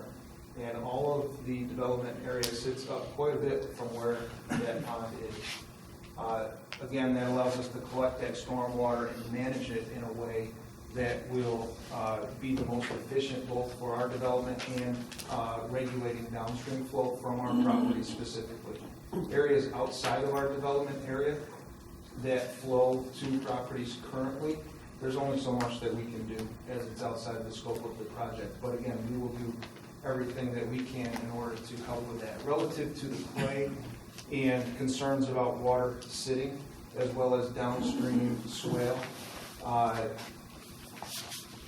one of the things that we will have to work with the town engineer on is the issues of drainage, off-site drainage, that kind of thing, and especially if there's swale that's partially on neighboring property. That will be something that we will have further coordination with adjacent property owners if there's discharge to that from the proposed development. So relative to the actual soils, the stormwater management facility will be excavated in the clay. There'll be normal water elevation, which will normalize at the groundwater. And then what we are required to do is to provide storage above that volume for any type of rain event. So the presence of the clay soils, the presence of high groundwater, all goes into those calculations and how we put that drainage plan together in order to satisfy the requirements of the DEC and the town as an MS4. But the impression I got is that as you dig that pond, it's just gonna fill up. Absolutely.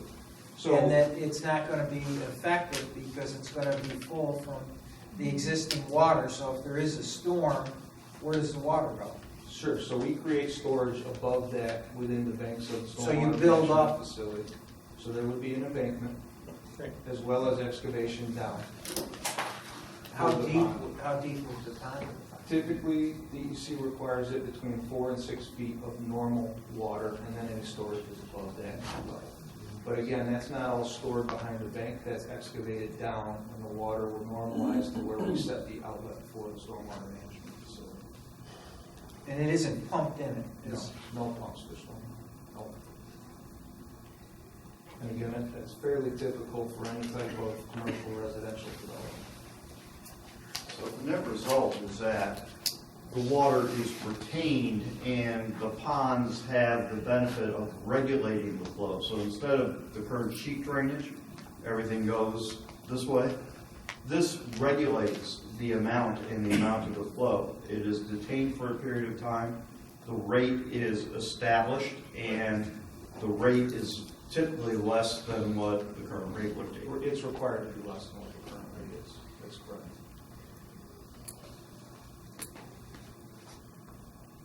So how are you going to have control over the property after you sell the 20 acres, the rest of, from the ponds, from the lake down to Seneca Turnpike? Are you gonna have an easement or something?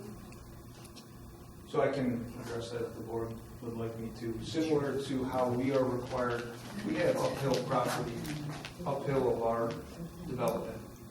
We are not allowed to build a dam or a berm or anything that would impinge or impact that property from draining across the way that it does now. We're required to take what comes onto us and manage it just like to maintain existing patterns.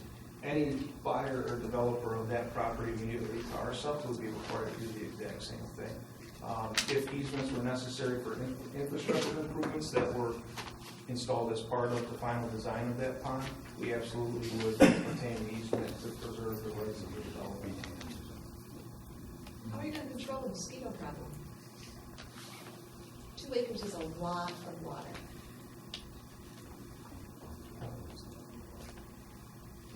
So, do we want to open this back up, or I can answer questions as they come? It's up, whatever the board's preference is. We'd normally like to see the questions come back to the board, and those who want us to address, just let us know. Sure. So go ahead, if you want to answer about Sure. the mosquitoes quick. So from a mosquito standpoint, it sounds like there's a lot of standing water in the area already.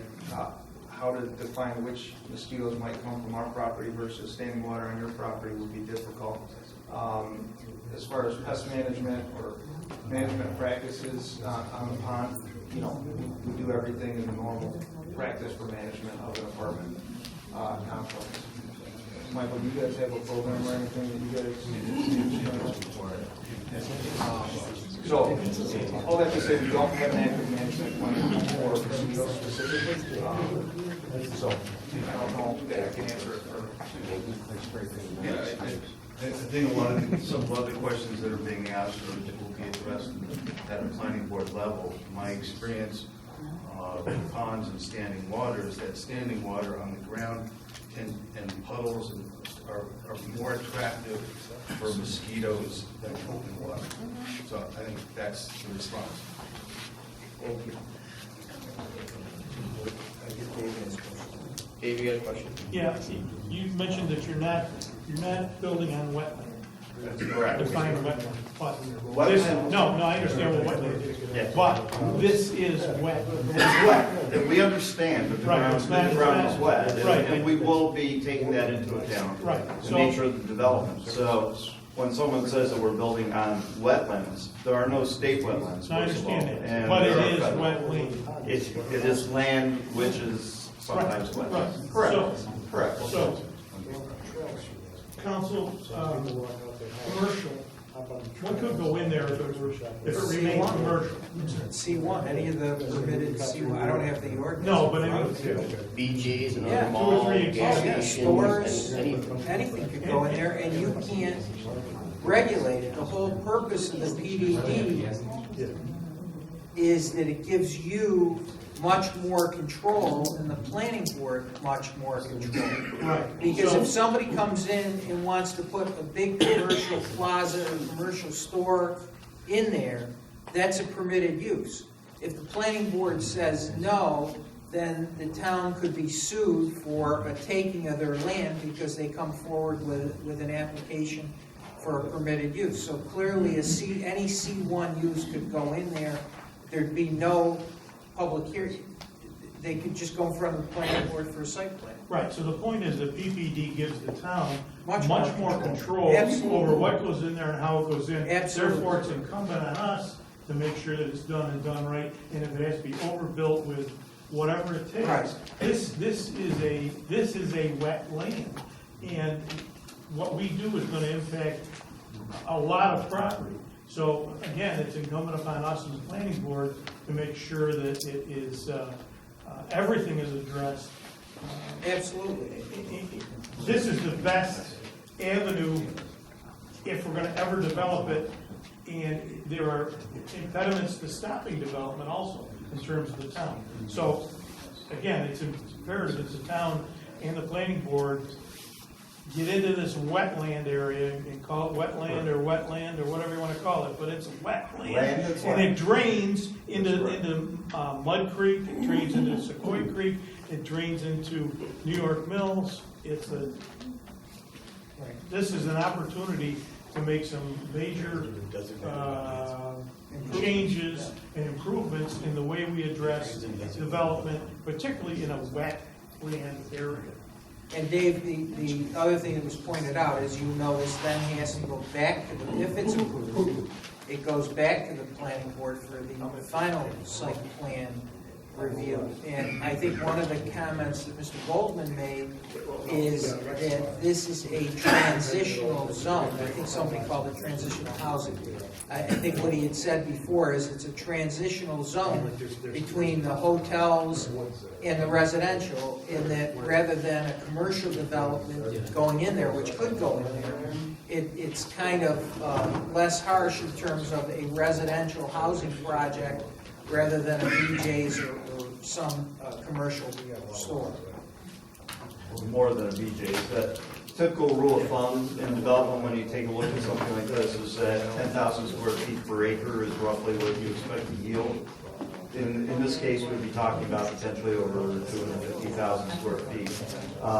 Obviously, this is far less, and an area of more than half of it will be covered by conservation, that which is nearest to the houses on Lincoln and the residential areas to the west of us. Jerry, would you explain what you're talking about in terms of the conservation easement? Just show where it would be.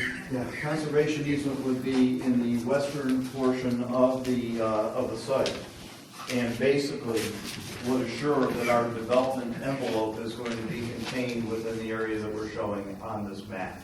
We aren't talking about spreading in that direction at all.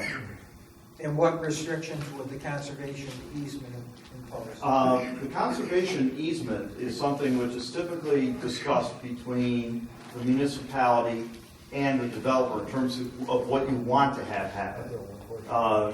I know that there's been some interest in trails and the like.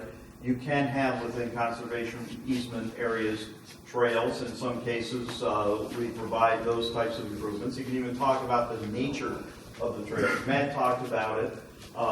If there's concern about motorized vehicles, if we do some sort of chip. Adjacent to the community building. Oh, that's up there on the top? We own this, for this plan is shown right here. Oh, okay, down, okay. Gotcha. And just for reference, that's a rendering of the community building. Do you have local contractors building, or are they gonna be all over the area?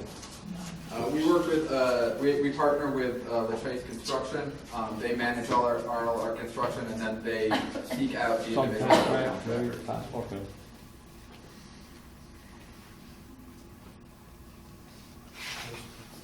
So your on-site property management, are they just a 9 to 5, Monday through Friday type people? Or, you know, if residents have an issue with someone, do you have somebody there on off hours, on the weekends?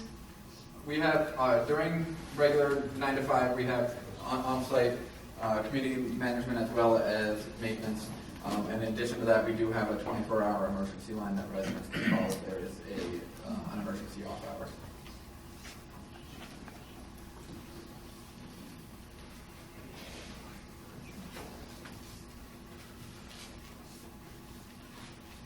Board, everyone set? A motion to close the public hearing? Motion by Rich. Second by Dave, discussion. All in favor? Aye. Thank you. As you're aware, as it relates to any local law, you can adopt, reject, or defer. In this instance, we are down one board member. It might be a better alternative to defer, allow the board member to review the tape of the public hearing which we have and vote at the first meeting in January, but that's up to you guys. Move to defer. Second. Motion by Dave, second by Rich, discussion. All in favor? Abstain. Thank you very much. Thank you. So we're done for tonight, right? Yeah, thank you. Thank you.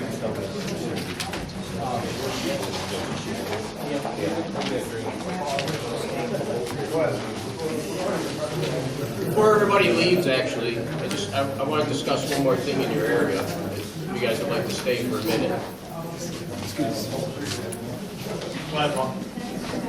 So, well, they're still talking over there, so. Guys, if you could just take it out in the hall, just so I can just finish up the meeting. Thank you so much. I've heard a lot of concern with the water. Water concerns this board a lot. Water issues that we have in our areas. As you know, some of the people who were here at the last meeting, I did a study for, the board did a study for the second ward, first ward, Chadwick's area. In fact, me and Rick have been working with the engineers that are working for the town for that. I'm also taking that and putting it in. New York State's come up with a grant for about $100,000, $120,000 actually up to. I'm going to put that in. And if the board approves right now, what I'd like to do is have an additional study done. Not only I can put it in for the grant, but when we do these studies, they're very important. A lot of people say, oh, I do a study, I'm not happy, but this is how we get funding for projects. And this is not only how we get funding for projects, but it's how we get grant money and how we get money from the state or federal government.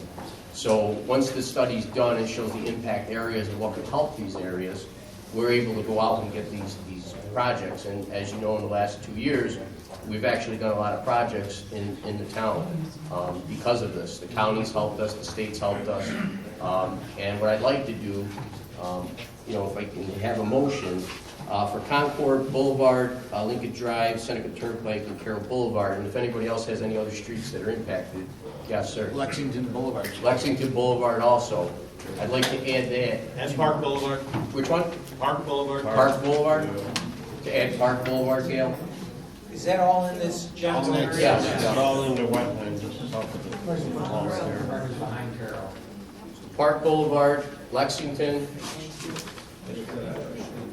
Everything all the way up to Staplewood. Well, it'll be out, it's going to be a study of the watershed area. That whole area, all the way up to. Dave, it's actually Homestead, Concord, Midland, Stratford. Okay. I'm gonna put the main roads in. It will take into account all the boundaries of the area when we do these studies. We do them all inclusive, so it'll show where the impact areas are, what we can do to kind of remediate at a bigger scale. You know, at a municipality, not just one development or two developments or somebody's house. But it shows at a bigger scale what we can do. And what I'm going to, once we get that study done, which we're doing right now for Chadwick's, which we already identified 2 locations that we're going to put in for grants. Thank you. We're going to do the same for this area. So in saying that, I'd like to make a motion to get a comprehensive study done for stormwater management for Concord Boulevard, Lincoln Drive, Seneca Turnpike, Carroll Boulevard, Park Boulevard, Lexington, and Homestead, and accompany all areas in that watershed. So if I could have a motion to do that. Motion by Rich, second by Rich. Discussion. All in favor? Aye. So now that we got this approved, we're going to go out, we're going to get this study done, and really find out why people don't have lawns till August. You know, I mean, we've had some complaints, but now that everyone's here, it's pretty much across the board.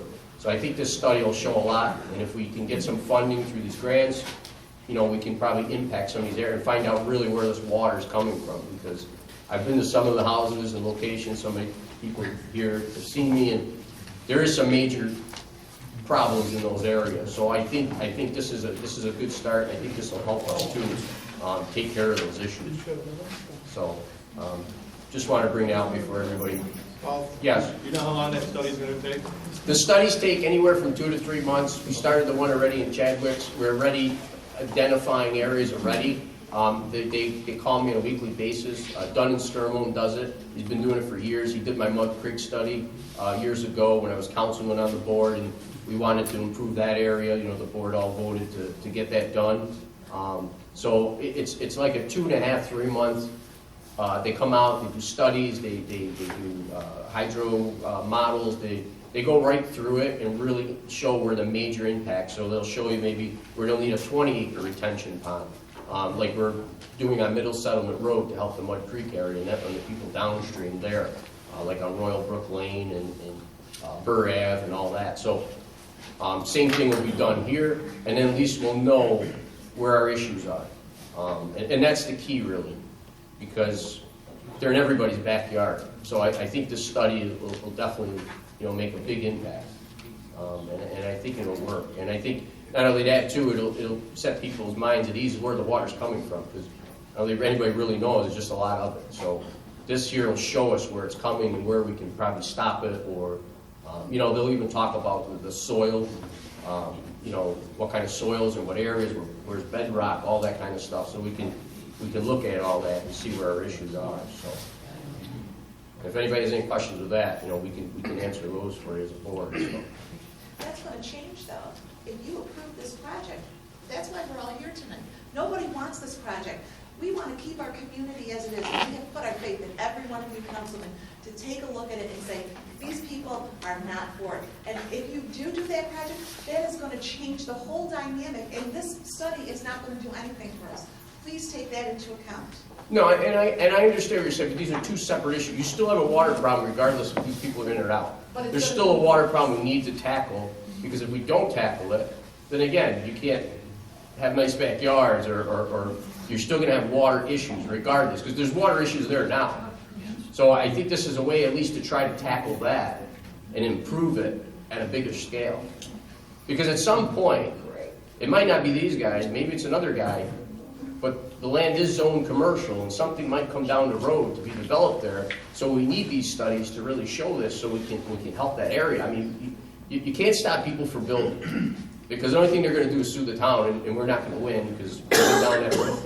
So you know what we got to do is just build smart, and again have these studies done, and really look at the area and see where the problems are. And I think this would be a good start for that. So again, this has nothing to do with this project. This has to do with trying to get you some flood relief in your backyards in your area. I mean, that's really what this is for. You say build smart, is subsidized housing really building smart? Again, this is storm water. The subsidized housing has nothing to do with this project that we're talking about, the survey. That has not. This is just anybody building in that area that impacts stormwater. We need to figure that out. All the other things, I'm just saying stormwater, because that's where we're getting grant money, that's what this board can do to change that. Well, I appreciate you doing something for the water. Sure, yeah, I mean, that's, you know, we gotta help you there. I mean, that's our responsibility to at least do this. You need proof that he's got pictures of the canoe in his backyard. I've been in the backyard, I walked it, look, I've been there, I've seen it. I mean, you know, it's not new to me, but again, like I said, if having all these people here, and we do this study, and we find, again, areas that have big impacts on all the water, I think that's what we need to do at least. Listen, it worked for Mud Creek. It worked in that area. We had that huge flood, and we didn't have all that flooding that we did for Mud Creek on Royal Brook Lane, Commercial Drive. All that water wasn't there. So it does work. You know, but again, you have to have a study, and you got to implement the process that the study tells you to do. So I'd at least like to try there and get that at least, you know, tackled right now. There's grant money out there because of all the flooding. The state's giving grants and stuff for these projects. And again, if we could get it for this area, then we should, you know. Thank you. Thank you, thank you. I want to thank everybody for coming too. Yes, sir. You said that you already got some answers in the Chadwick's area? Yeah, Are so- you guys gonna announce, are you guys gonna, at a meeting, are you gonna give all the findings at a meeting? We're gonna have a public hearing on that. Not only are we gonna have a public hearing on that, we're gonna actually put it like in the town crier to come to the hearing. And then it's all gonna be discussed at the meeting with our engineers. So they're gonna give you real facts. It's, you know, again, a lot of people come, there's a lot of different misconceptions. These are gonna be real facts that they did with real studies. Again, the guy that's doing this study did Mud Creek for us, and it worked. So, you know, these are the same people that are doing this. Do you have an estimated timetable when that's gonna be completed? Well, yours already started, so I'm probably saying, again, like I said in the meeting, I'm thinking the end of February, right in there. I mean, give or take a couple weeks, again. You know, it's on their timetable, and if they find other issues, it takes a little bit longer, but they are right on it. Again, me and Rick just had a meeting again on Tuesday for 2.5 hours. We also brought in Kristen Campbell from planning from Oneida County. She was with us in the meeting. She's even gonna help us too. We just joined the Storm Creek, the Sequoia Creek Basin Committee, which they get grant money for, and they're gonna help us too, like they helped Whitesboro with their problems that they had down there. So, again, I'm just curious the timetable when it was gonna be completed. yeah, I'm thinking, I wanna say end of February, beginning of March, those few weeks in there, we should have it. And again, I'll get this one rolling here, and we'll probably have this again in the first quarter next year. We'll have something at least to look at as a group. You know, maybe everyone can come back and we can go through with the engineer and really see where the issues are and where, you know. And sometimes too, there was a lady at a meeting I just went to with DEC last week, and there's some things too that people can do on their own lands to help with water, you know, to mitigate some of the issues that they have right on their own land also. So, you know, again, all these things will be in the study.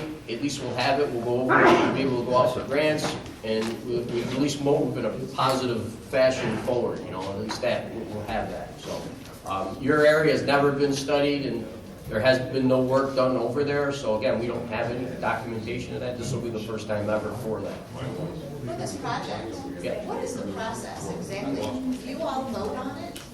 And then? Well, what happens is, Approved or disapproved? That is really. no, so what happens is they come and put an application in for PDU overlay. Comes to the board. What the board does usually is gives everybody an opportunity. It doesn't matter. The first meeting that we have as a board table is giving somebody an opportunity, which we've given to everyone that's come forward. Once we give them that opportunity, they go to the planning board. The planning board reviews and does all that work with our engineer that they pay for, but it's our engineer, and they pay for them to overlook everything. When that's done, they have a public hearing like it is tonight. It comes back to the town board. After we get all the information from the planning board, from the developers, from our engineer, from everybody, then the board makes a decision on that to go forward again. Then they still have to go back to all the planning board and go through all the process, building permits, codes, all that kind of stuff, stormwater management, pre-development agreement. They have to pay hundreds of thousands of dollars in mitigation fees. They pay for that. They get bonded. You know, so it's a long, long process. This is just the first step about the zoning changes. So if you all vote no, is it done? Well, it only takes 2 people to say no, because So that's all it is. It's 2 votes to say no, and it's done anyway. And then it's done. Right. Okay. So, When's that vote gonna be? well, again, the information's got to be gathered by everybody on the board, from the planning board, from our engineer. After all the documentation and everything is reviewed, and the public hearing, it was tonight that they heard your comments, then they're going to make their decision on the next meeting. When that is, I don't know. We have to set it. Yeah, we have to set Can we that. get a letter to let us know when that is? It's going to be the next meeting, so we can tell you tonight when it is. Oh, that's right, because it's the first of the year, we're going to set those. So, Organization. well, how's that work with the letter? Because our first meeting is our organization, we set our meeting from that. Is it January 8th? January 8th would be our normal, well, it would be. Yeah, but don't you normally have it like a January 2nd organization? Yeah, we have an organization, but we don't do anything but the organization on that day. Well, the first is first, the 8th would be the second Wednesday. The 8th, Listen, since everybody's here, why don't you do it right the 8th and the 22nd would be our normal dates. Yes? Yeah. All right, so let's just say it's January 8th, right? We all agree on that since we're here?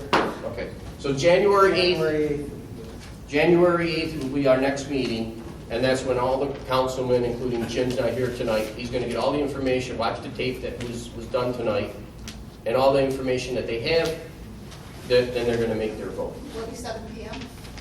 No, it's 6 o'clock. 6? It's the same 6 every Okay. day. So can you approve the zoning change and possibly reject this project? No, Or they have no, to because go they brought the zoning, thought. We're only approving zoning only. Right. We're not approving the project, we're approving the zoning. Right. The project is up to the planning board, that's not up to us.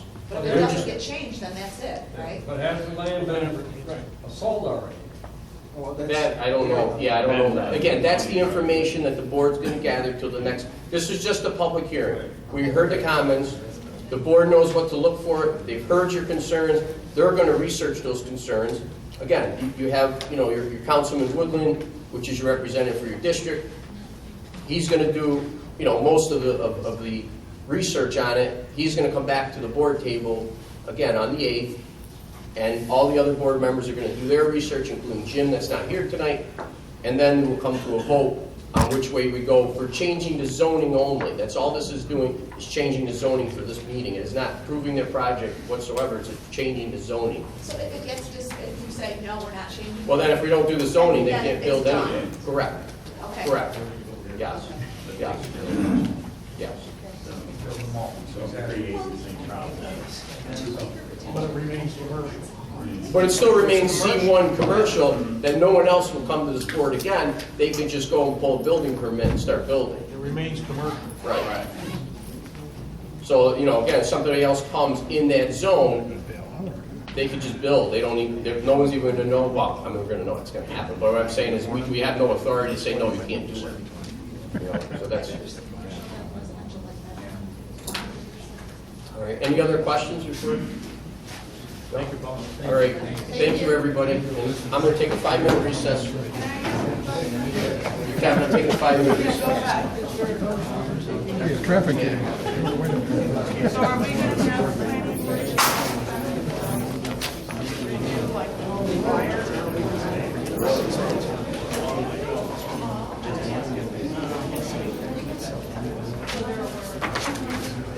That's all I'm asking.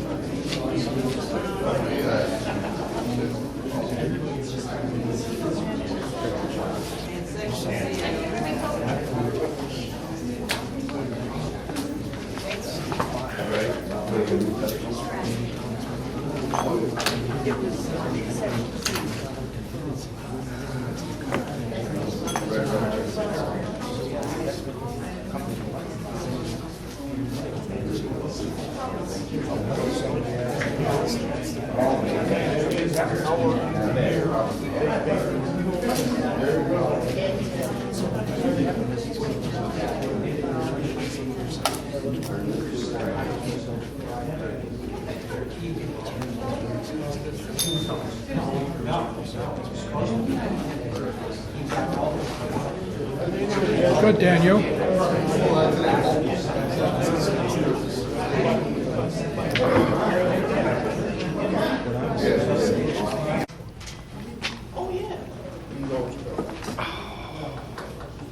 let's go together. Just call me and I'll pick you up. Make a motion to adjourn.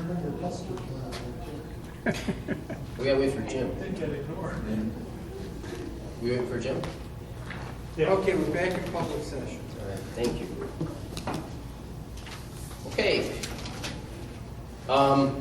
Public hearing for the ATM proposal. I'll make a motion to open a public hearing for ATM. All right, motion by Dave. Second by Rich. Discussion, all in favor? Aye. Okay, anybody would like to speak on the ATM proposal? Are you up to report Jim? from council? Hurry up, go. Okay. All right, we have a motion to close the ATM proposal. So we have a report? No, I don't have it. I think if you are amenable to going forward, I would get the details, because we have no details at this point. And a proposed lease, bring it back to you. Well, this is just a public hearing for Yeah. ATM in general, right? Right, whether Yeah, so- to allow it. Yeah. Yeah, I think it's a good idea.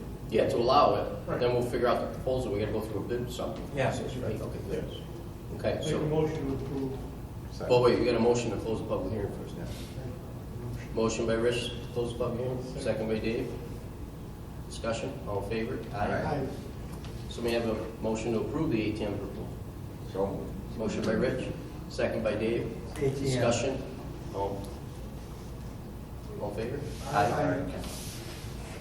Okay, public comments and presentations, okay? Reports of town official, finance director, we have a couple transfers.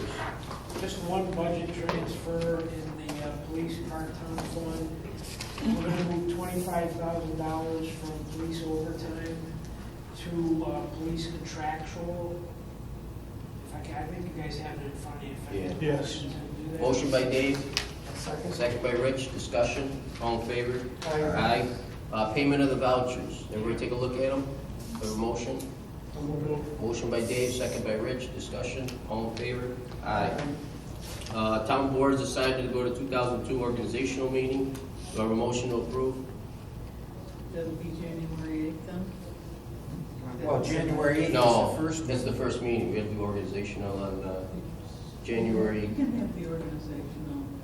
You know what, we're gonna have all these people here and everything, that'll be a 3-hour meeting, probably 4 hours. I would do that separate, right, guys? Well, we did it last year at a regular meeting, but we didn't have a public hearing. Right, yeah, we're gonna be, So what date do you want to do it? well, I say, let's just do the second, that's good, right? Gonna make everything official, because we gotta swear in Rich anyway, right, on the first. So January 2nd. Oh, yeah, no. You said Rich. Yeah. You said Rich. But I said it's just a duel, it's a duel. No, Rich. Rich and Rich. It's Rich. So I do it Thursday at what time? Second. Yeah, January 2nd. What date? January 2nd. So it'll be Thursday. It's on a Thursday? Correct. Yep, 6 o'clock.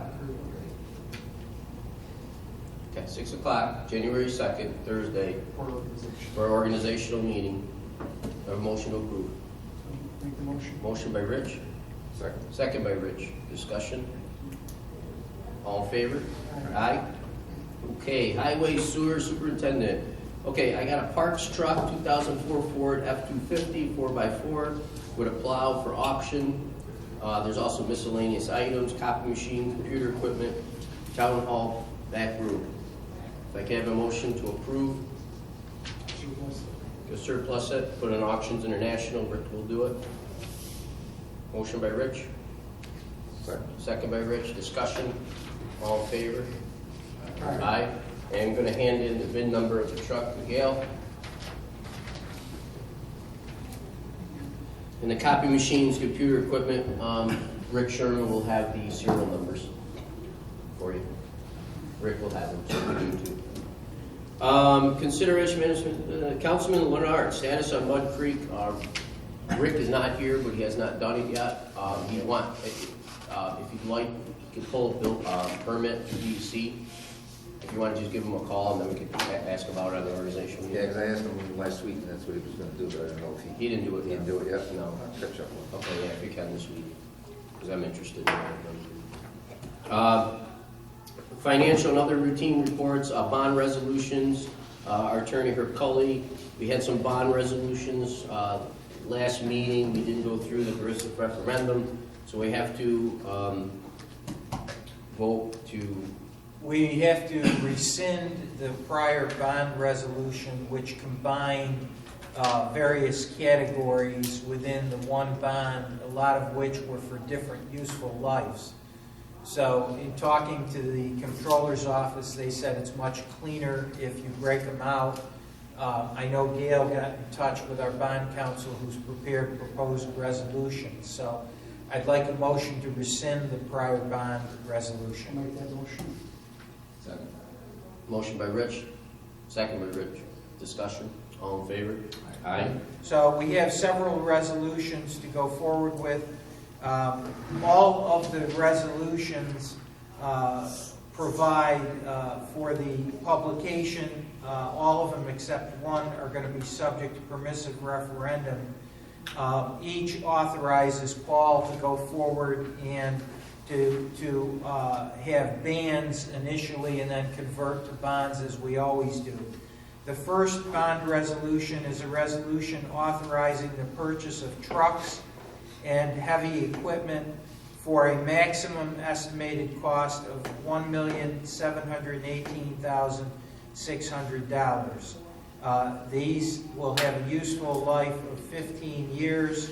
As I said, Paul will have the authority to ban and then convert to bond, and this resolution is subject to permissive referendum. Do I have a motion? Motion by Rich, second by Rich. Discussion, all in favor? Aye.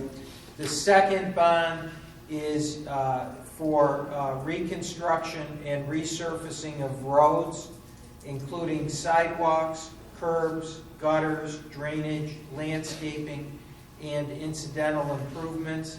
This is for a maximum estimated cost of $700,000 and is for a 15-year useful life. Once again, the bans are authorized, and this resolution is adopted subject to permissive referendum as well. Do I have a motion to approve? So moved. Motion by Rich. Second by Rich. Discussion, all in favor? Aye. The third is for the replacement of the roof at this building at a maximum estimated cost of $375,580.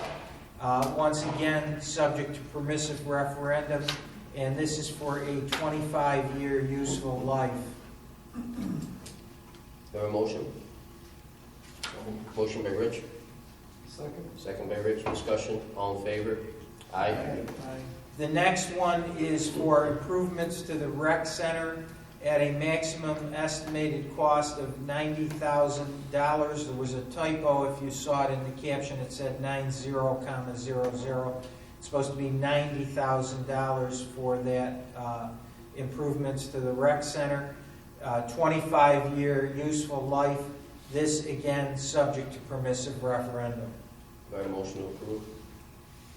So moved. Motion by Dave. Second by Rich. Discussion, all in favor? Aye. Now, each of those was subject to permissive referendum. The last resolution is not subject to permissive referendum.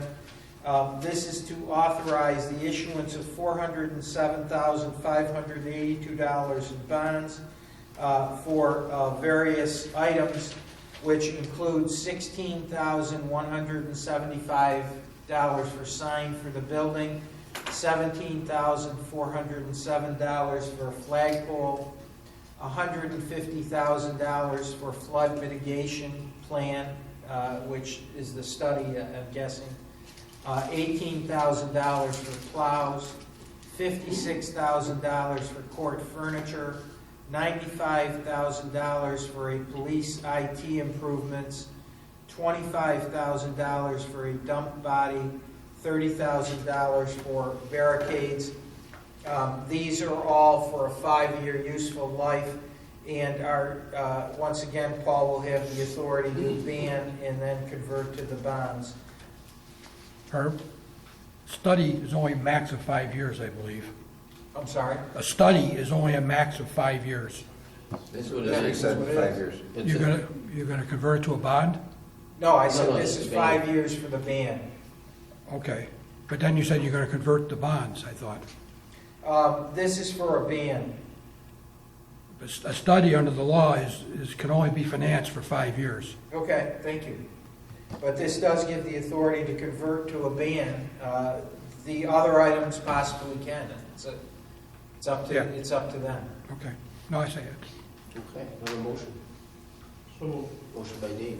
Second by Rich. Discussion. All in favor? Aye. Now, Gail, you've got the notices that have to be posted, and you've got the publication that has to occur within 10 days in the official newspaper as provided in the resolution. Thank you. And these are all prepared by Tom Myers' office. Okay, moving on. Approved signing agreement with United County for the town hall for the tunneling site to receive our check. If I give it a motion to approve, we need to sign it. So moved. Motion by Dave, second by Rich. Discussion, all in favor? Aye. Okay, we got the discussion sign agreement, United County for the bus transportation. Price was the same, everything's been the same for last year. I got a motion to approve. So moved. Motion by Rich, second by Dave. Discussion, all in favor? Aye. Street light acquisition, we got our price in for National Grid. It's all part of going out to do the LED lighting for the town. Just need a resolution to sign that. If I could have a motion to approve it. So moved. Motion by Dave, second by Rich. Discussion, all in favor? Aye. Aye. So how are you, is that just for the light that the town pays for? It doesn't count? Yeah, we're buying them back. Okay. Yeah, we're buying them back. It's part of the process, just for me to sign to buy them back. Yeah, no, I was just curious how you're gonna handle the special districts with Did they conversion. give us a number? They do all that. Huh? Did they give us a number yet, or just? Yeah, I have them in there, but that's all part of the process of buying them. Yeah. We don't do any of this, it's just giving me authority to Right. sign it. Right. Power Authority handles all the public Right. hearings, all the bonding, everything for the whole thing. They come, just like they did for our chiller, same thing. They went out to do bidding for the contractors, all that. So this is just a sign that we interested in buying them from National Grid. Sequoia Creek Channel Floodplain Restoration Project, for the grant, if I could have a motion to approve that, and it's to pay for the study up front for the study that we talked about for the first and second ward. Motion by Rich. Second. Second by Dave. Discussion, all in favor? Aye. The Town Association Conference, the 2020. Last year, if we did our stuff in December, it was like half the price for everything. So if we can make a motion to approve the conference. I know, Rich Lamar, are you going again? I think so. Okay. Okay. Dave? No. No, Herb? Yeah, I think I'm going to go this year. Herb. Gail? No. No? Anybody in your office? No. Okay. Myself? Barb? Okay, so, Rich, did you say yes? Yeah, Rich and Hart. Yeah, both Riches. Paul? Herb? Dan? No? Barb? Barb? There's some. Rick? Rick Sherman. Rick Sherman? Okay. Yep. Heather, planning board? Yep. Heather.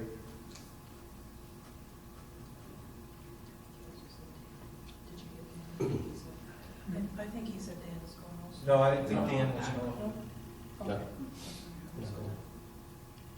Okay. And Jim, he doesn't go, so. We got Barb, and then,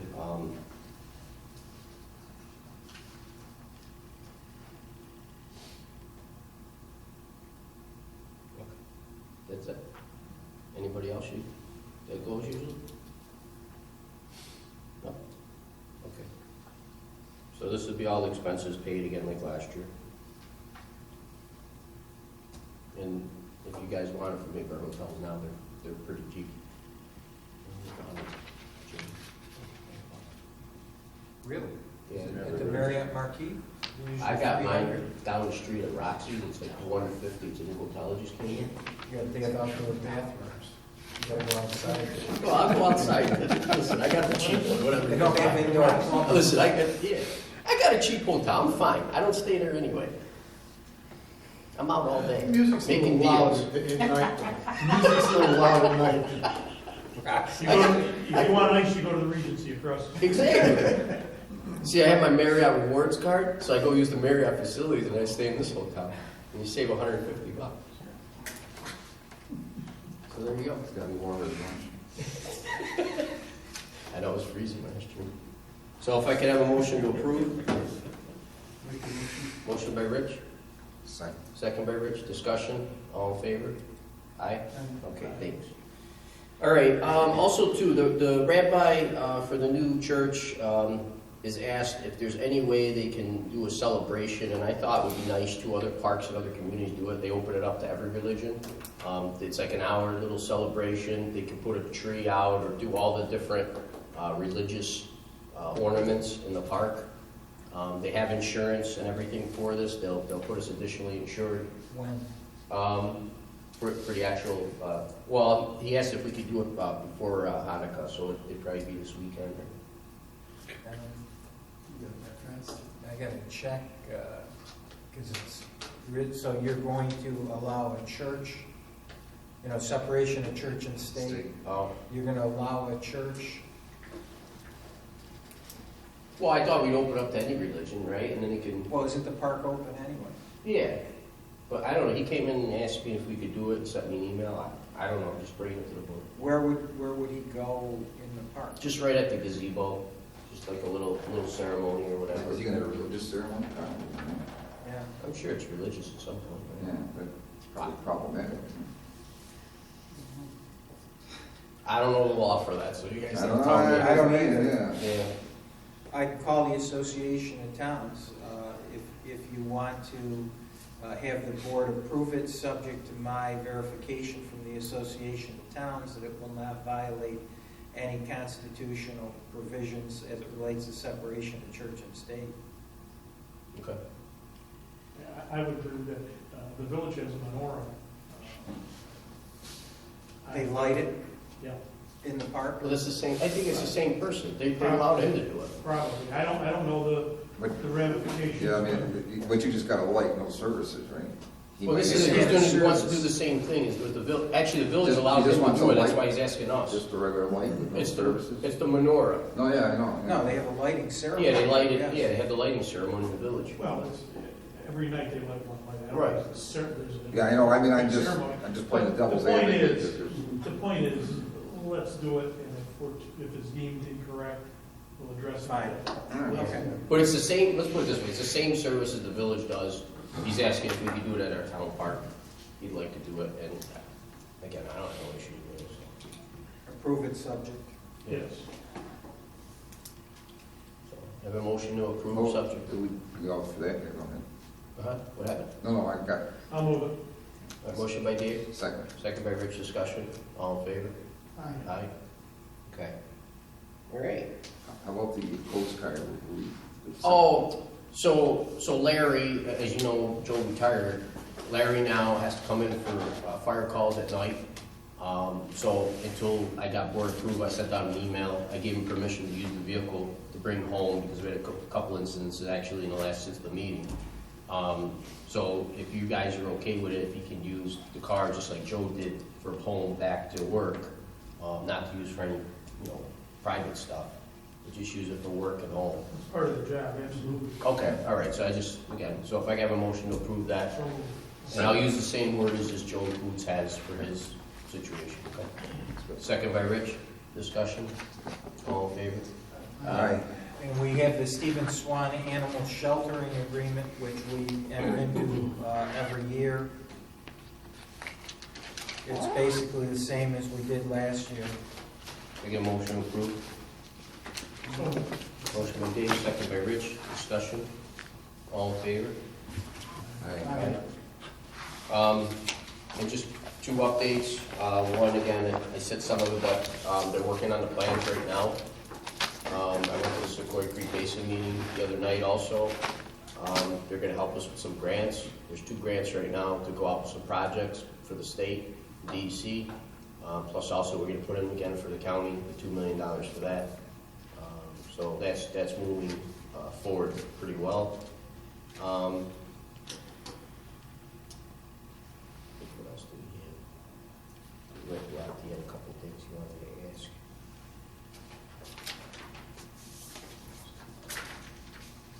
I mean, that's all. I mean, Rick had some stuff, some updates and things, but that's about it that I had. Anybody else? Questions, comments? You had any for Foxcroft and stuff? Well, you mentioned that was going to be part of the study, and that's very important. Also, Rick has started clearing a little bit of that Foxcroft area. Yep. He's gone in until he ran into some mud that just overwhelmed it, and it's started. His intent was this week, and obviously the weather has to cooperate, to go in with the engineers and do some test boring, but I'm not sure that's going to happen. Okay. Winter may have closed it off for now, but Okay. he has started. Okay. And I want to bring up 2 last things. We still have retainage left from the building. I've been working with them to fix things that had issues. One of the things on the plumbing side was flooring. In our contract, they had to bring it back to like kind, the concrete that's out here. Yeah, so they couldn't do that. So there's 13,000 square foot of flooring that's in here. What I'd like to do is put the flooring that we have here in the town hall. If they're willing to pay $30,000 for the flooring and buy all the flooring if we put it in, which I think is a win-win for everybody. And if we do that, we can have the guys that work at Rick's department that are buildings and grounds on the whole town side, or general, the whole town, to do the work at night when they're not plowing, to finish the floors. We'll get all that work done and all those floors will be brand new. So if you guys are okay with that, I can settle that out and we can finish up with the plumber. They're also giving us the credit for the $9,000 when they hit our outside lights for the plumbing side of it. In regards to the front door situation? We're working on that. We're working, and we're not there yet, but we haven't paid any retainage back or anything yet on that, or released any bonds. But so we're working on that. The electrical, we have a lot of discrepancies. One is in the bid packet, when I put in there, I wanted all the lights to be DLC compliant. They weren't. We lost some grant money for that, so we're working on them taking the additional monies that wasn't in the grant. They're gonna compensate us for that, so we're working on that one. There's a few other things, some change orders that I never approved. I never signed them either, so they don't have anything, but they said that there's some change orders that, work was done and they want us to pay for it, but I never signed them or I didn't even know about them, so again, we're going back and forth with those, but that's where we are with all that stuff. The heaters, where the leaks were, where they punched some holes or whatever. Yeah, so that's with him too, that's a little still ongoing. What happened was, when they installed the heater, it was a brand new furnace. They didn't go through manufacturer specs. So on the bottom of the stress bar, they drilled holes to put the electrical through, which again was our electrician, Nat Construction did that. Instead of putting it on the side, which is supposed to be done, they drilled holes through it and put the wires through the building that way. So that's why we've had that leak. It wasn't even the roof was bad, and the same thing's over here. So they came and sealed it with sealer. I wasn't happy with that. I told them to take the electric out, reroute it to the side of the machine like it's supposed to be, and re-weld the piece plate inside there where the holes are, so it never penetrates, So we're going back and forth on that. So I don't know where that's going to go either, but again, I mean, the retainage I think is over $100,000. We haven't paid, so I mean, we're in good shape. But what they did, was that within codes the wrong way or not? Well, that's not code or manufacturer spec. Like when you mount a rooftop unit, you mount it from the sides, underneath the shield plate, so when the water comes down, it doesn't penetrate the unit. When you put it through the stress bar in the bottom of the unit, what happens is water goes through the condenser, Straight line. and straight lines goes right in there, pools up. When it pools up and goes over the stress bar, the water trickulates into the building and gets in there because it's wide open for the cold air return, and, you know, for the heat duct. So, that's the issue that's there. I'm not saying that, was that supposed to be inspected by an inspector or something, or they? No. That's okay, the way they did it, other than the leak? Well, that was never inspected by anybody. The rooftop units, they weren't. The electrical in the building was when, you know, they had an in-wall roughing and all that. But those units were put in after the fact. We bought those after because we wanted new units with no problems, right? So now we got a problem. You know, so that's what I'm fighting with them, is like, I just don't want caulk put in the hole, and then 10 years from now, a new board comes in and says, hey, it's leaking, they go out and buy a new unit for it. You know what I mean? Because nobody will remember what happened. So Yeah, my only point was if they did something illegal or whatever, not up to code, then they're on the hook versus. Oh, no, they're on the They're on the hook. hook anyway. No, right, but I mean, they fixed it, according to theirs. No, but they still didn't do it to manufacturer's spec. That was Right. supposed to be correct installation, Right, so is then- wrong. Yeah, So, and again, the only way to fix it is do it right. And again, weld the stress bar that's there too, because it shouldn't have never been penetrated at all either. So again, that's the only thing we got going on with those. Besides that, well, that's a lot, but besides that, that's where we are. So that's why the retainage hasn't gone out yet. That's why we haven't spoken about it, is because we're still going back and forth with those issues. So yeah, so I guess my question is, if you guys are okay with that we do the flooring, we'll have all brand new floors in all the police hallways, all in this area. Even we'll have enough flooring for the storage area, all that will be all taken care of, so you won't see any more blemishes around the floor. But again, we'd have to put it in, but they're purchasing it because their cost to come in and have a guy try to sand them and match it, which he'll never do, is the same as buying the $30,000 in flooring. So he'll just give us a credit for $30,000, and then we'll use it for flooring. My only concern is we take the workforce, if they're done plowing, that's great, but I don't want to. But these are the guys I that understand. we They're pay work- and I understand. for buildings and grounds, though. Yeah. They're not in the plow anyway. Most of the time, they're not in the plow. Right, but I'm just saying, there are buildings and grounds. No, I understand. So they're gonna do this when they're not gonna be taken out of a plow. Right. They're gonna be at nighttime when they're not snowing, huh? And they're downtime. Just like this, all those guys were used when they would have sat at a coffee table, not to be, I'm just saying, it's not their fault. There was no work because there's no plowing, it was nice out, and they sat there waiting for something to happen, you know. I understand. They'll be doing the floor, but they're not gonna take from their normal duties, and they didn't before either. All the stuff that was done was all done when there wasn't, you know, again, major things happening and, you know, that kind of stuff. Again, right now they're in the cricks or the excavators and stuff. They're gonna stay in there until they can't no more. But when you know, when that stops, that's when this stuff will be. Or in the morning when they get there extra early again, and there's nothing to do until 8 o'clock or 7:30, they're gonna come down here and do some of that, you know. So. And again, it's just gonna be the guys that we pay for buildings and ground in that department. That's it. It's not gonna be anybody else.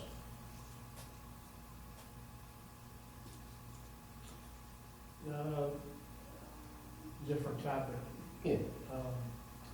The porta potty at the park, you mentioned you contacted the county? Yes. The health department guy is calling Barb back. I'm just waiting for him to get back to us. Okay. And then we're all set. They're gonna go put it up there. It's ready to go. We're just waiting Because for I'm them. getting questions on it, because people are using the park now with the snow, they're gonna be in there. No, I understand. Yeah. I'm just waiting. In fact, I'll ask.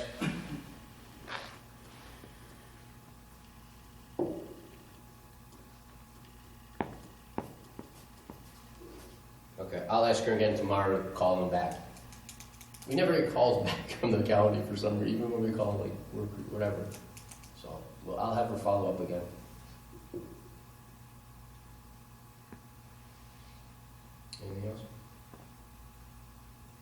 Anybody? No? Good. Okay. Motion to adjourn. Oh, is that okay then with the flooring? Yeah, need a Okay. motion or you just? Yeah, need a mo, no, I just, No. I don't think so. I need a motion to adjourn. I'll give you Okay. Motion by Dave, second by Rich. All in favor? Aye? Okay. Have a good holiday.